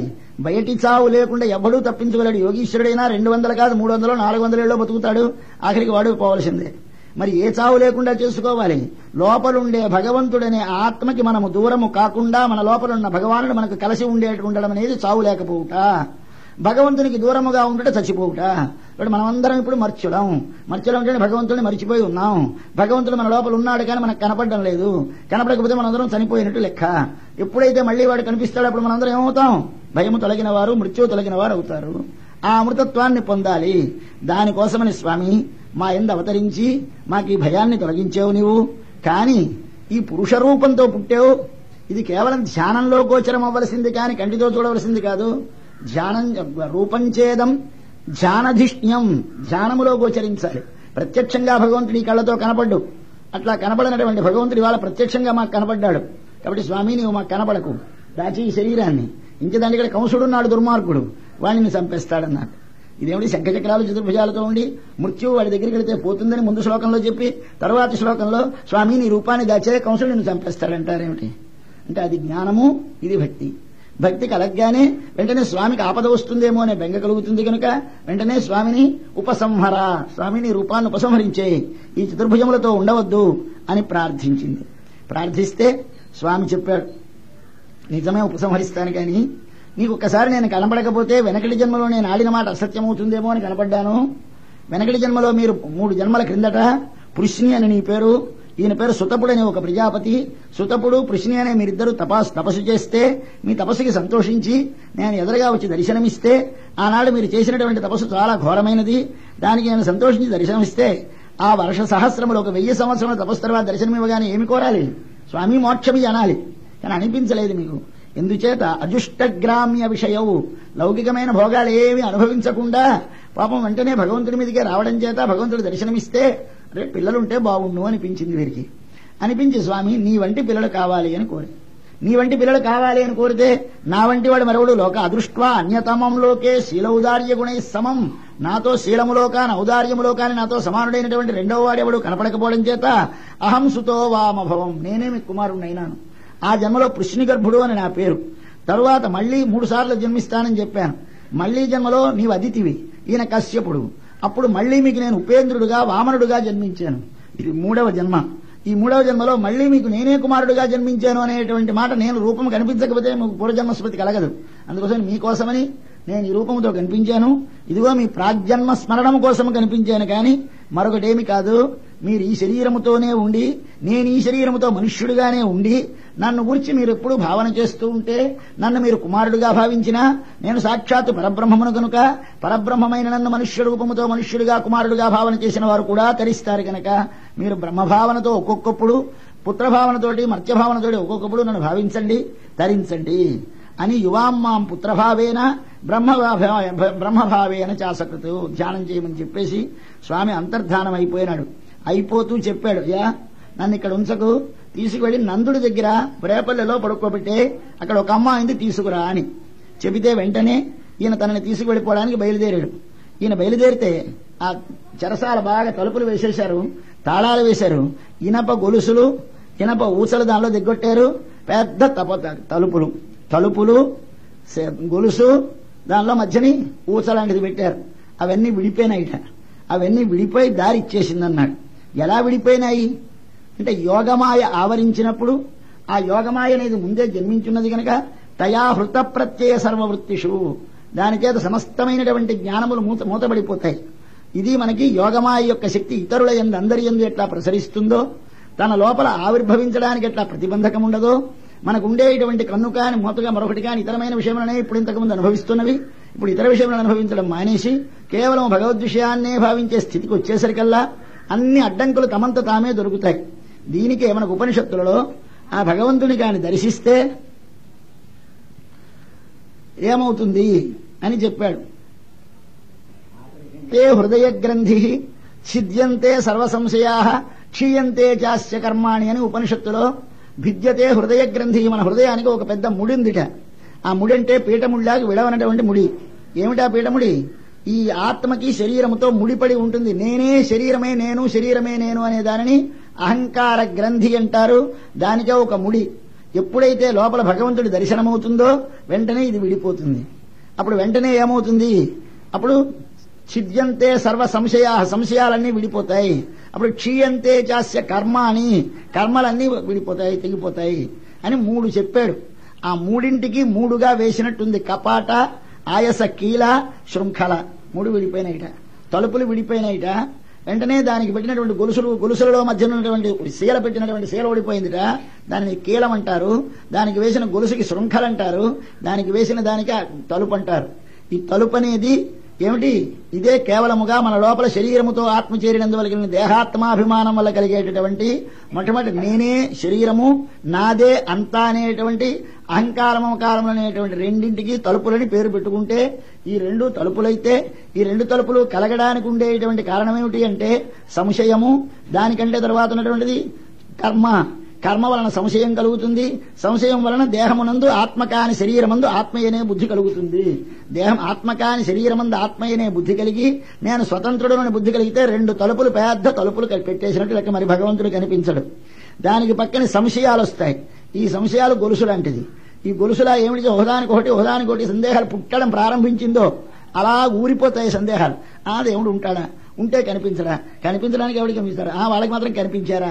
ఇలాగా ప్రతీది అలా మీదకి వెళ్ళిపోతుంది. దేవుడికి రూపం ఉంటుందా? దేవుడు పుట్టుతాడా? దేవుడు పుడితే మాత్రం చచ్చిపోతాడా? దేవుడు పెళ్లి చేసుకుంటాడా? దేవుడు పెళ్లి చేసుకుంటే భార్య పోతే అంత తెలియదా? ఏడుస్తాడా? ఎలా కుదురుతాయి? సమాధానాలు ఎక్కడా లేవు. ఇది గొలుసు పెట్టేసి మొత్తం గొలుసు వేసేశారు దీనికి. ఈ వేసిన దానికి మధ్యలో ఒక ఇనప ఊస పెట్టేశారు. అది కర్మ. కాబట్టి కర్మలన్నీ తెగిపోవాలి, ఈ గొలుసులు విడిపోవాలి, తలుపులు తెరుచుకుపోవాలి. ఎప్పుడు తెరుచుకుపోతాయి? స్వామి లోపల దర్శనమైనాడు కనుక వెంటనే బృహత్ కవాట, ఆయస, కీల, శృంఖలా విడిపోయినాయి. విడిపోగానే ఇప్పుడు ఈ లోపల ఉన్నటువంటి వసుదేవుడికి ఏమిటి చెప్పాడు? అయ్యా నన్ను నెత్తి మీద పెట్టుకుని నువ్వు బయలుదేరు అన్నాడు. ఎలా వెళతానని అడగలేదు. అది అతని గొప్ప. మనమైతే అడుగుదాం, స్వామి తలుపులు వేసేసి ఉన్నా ఎలా వెళతామని అడుగుదాం. ఆయన మరి ప్రశ్న వేసినట్టు లేదు దీనిలోనూ. నన్ను పట్టుకెళ్ళిపోమన్నట్ట. పట్టుకెళ్ళిపోమంటే సరే అన్నాడు. ఎత్తిమీ తట్టలో పెట్టేసుకుని ఇంత గుడ్డల్లో మధ్యలో పెట్టుకుని ఇలా పట్టుకెళ్ళిపోతున్నాడు పిల్లని. ఆయన ఎప్పుడైతే వసుదేవ ఆగతే ఏమిటి చేసుకుని ఆయనని కృష్ణవాహే వసుదేవే ఆగతే, ఏం అందమైన కృష్ణవాహుడైన వసుదేవుడు వస్తే తలుపులు తెరవబడవు. కృష్ణవాహే వసుదేవ ఆగతే, కృష్ణుణ్ణి తల మీద మోసుకుని వసుదేవుడు వస్తూ ఉంటే వాడిని పెట్టుకుని ఒక తల మీద పట్టుకోవు రాగా ఏమవుతాయి? తలుపులు అవే విడిపోతాయి. దీనికి మన ప్రయత్నం అక్కర్లేదు. రాగానే స్వయం ఎవరియంతా ఎవరూ తెరవలేదు ఈ తలుపులని, తమంత తాము తలుపులు తెలుసుకుపోయినాయిట. సరే వెనకాల వెళుతూ ఉంటే వర్షం పడుతోంది. వర్షంలో ఎలా వెళతాను ఆలోచన లేదు. ఇది మనకు కావలసినది. గురువాక్యమందు భగవద్వచనమందు విశ్వాసం ఉండాలి. ఈ విశ్వాసం అనేది కలగడం చాలా అదృష్టం ఉంటే కానీ కలగదు. ఎంతో జన్మాంతరంలో అదృష్టం ఉంటే స్వామివారు రక్షిస్తారండి మాకే, స్వామివారు ఉన్నారు మాకే అన్న ధీమా కలిగేది ఎక్కడో 1,000,000 ఒకరికి కలుగుతుంది. చాలా మంది కలగదు. స్వామివారిని నమ్మినా మనం స్వామివారు మాత్రం ఏం చేస్తారండి అని ఇలా అనుకుంటూ ఉంటారు. పాపం ఇది తగ్గిపోవాలి. దీనికోసం ఇవతలకు వచ్చాడు. వర్షం పడిపోతుంది. వర్షం పడిపోతుంటే ఎలా వెళతామని చూసలేదు. ముందు దిగిపోయినాడు వీధిలోకి. దిగిపోతే వెంటనే ఏమైంది? మఘోని వర్షతి. ఈ వర్షం పడుతూ ఉంటే నడిచి వెళ్ళిపోతున్నాడు. వెళ్ళిపోతూ ఉంటే వెనకాల వచ్చి ఆ శేషుడు ఫణములతోటి న్యవారయత్ ఫణై, వర్షాన్ని అడ్డేట్ట వచ్చి శేషుడు వచ్చి ముందుకు నడిచి వెళ్ళాడు. పెద్ద యమున పొంగులు వారిపోతుంది. పొంగులు వారిపోతున్నటువంటి యమునలో దిగిపోతున్నాడు. అదే ఎలా వెళతాం? ఇంత లోతుంది, ఇంత పొంగులుగా ఉంది. భయంకరమైనటువంటి ఊర్మి కెరటములు, ఫేనమంటే నురుగు, ఆవర్తములంటే సుడులు, వాటితో కూడినటువంటి గంభీరమైనటువంటి వేగము కలిగినటువంటి జలములు నిండి ఉన్నాయి. అంచేత మహాజవముతో కూడినటువంటి గంభీరమైన తోయములు, దాని లోపల ఆవర్తములు, దాని లోపల ఉంటే స్వామి దిగిపోతున్నాడు. ఎక్కడికి వెళ్ళినా కానీ ఆ స్వామి వెళుతుంటే మార్గం దదౌ సింధురివా శ్రియపతే. వెనకటి రామావతారంలో సముద్రుడు దారిమ్మంటే ఇచ్చినట్టన్నారు, ఇవ్వలేదు. అక్కడ సేతు కట్టుకోవాల్సి వచ్చింది. ఇక్కడ సేతు అక్కరలేకపోయింది. దీనికి నడిచి వెళ్ళిపోయినాడు. ఇంకా భగవంతుడు నడవడం కనుక దారి ఇవ్వడు. భగవంతుడు భక్తుడు నడిస్తే దారి ఇచ్చేస్తాడు. కాబట్టి ఇప్పుడు రామావతారం కంటే కృష్ణావతారంలో మనకి ఏమిటి చూపించారంటే, అబ్బాయి నేను దాటాలంటే పడవ తెప్ప ఉండాలి, కానీ నువ్వు దాటాలంటే అక్కర్లేదన్నాడు.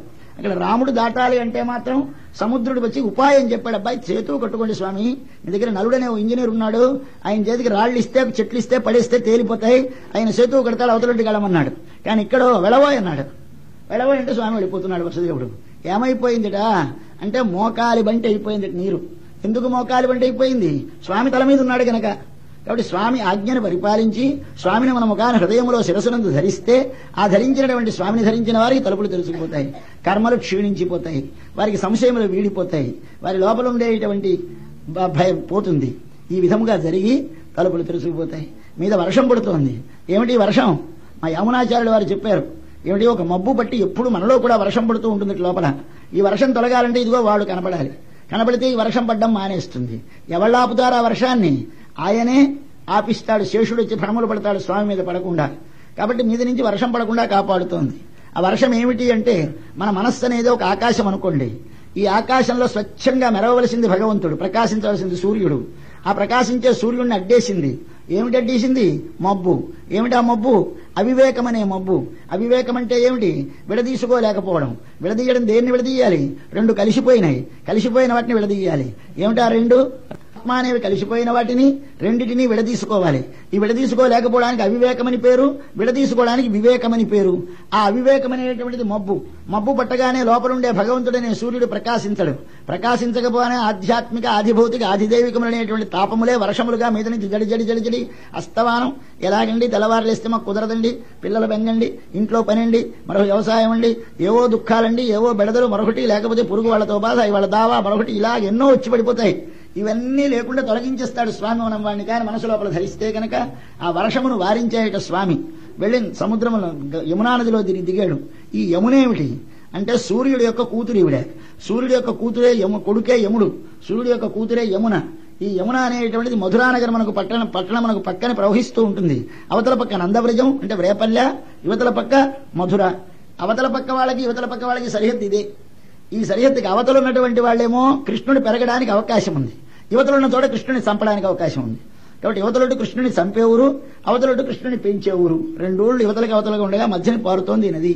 ఈ నదే మన యొక్క జీవితంలో ఉన్నటువంటి అజ్ఞానము, విషయముల యొక్క అనుభవములు, అది తినాలి, ఇది తినాలి, అది వినాలి, ఇది వినాలనేటువంటి కోరికలతోటి ఎప్పుడూ ఆకలి, దప్పి, చావు, పుట్టుక, సుఖము, దుఃఖము అనే ద్వంద్వం అనేటువంటి 6 కెరటములతోటి నిండినటువంటి, కేవలంగా 5 రకములైనటువంటి క్లేశములతో కూడినటువంటి ఊర్ములతోటి, ఊర్మంటే కెరటము, అలాగే ఆవర్తం అంటే సుడి, వీటితో కూడినటువంటి మన సంసారము, విషయభోగములతో నిండినటువంటి సంసారం అనే సముద్రం. ఈ సముద్రానికి యువతలొడ్డున్నటువంటి వాళ్ళు కృష్ణుని చంపేవాళ్ళు, అవతలొడ్డున్న వాళ్ళు కృష్ణుని రక్షించేవాళ్ళు. అవతలొడ్డు అంటే ఏమిటి? అది ఆయన ఉండే వైపు. యువతలొడ్డు ఏమిటి? మనం ఉండే వైపు. కాబట్టి మనం ఉండే వైపు యువతలంటారు, మనం అవతల ఉండేది వైపు నందుడు యశోద ఉండే ఊరు. ఆ నందుడు యశోద దగ్గరికి తీసుకెళ్లిపోమన్నాడు స్వామి.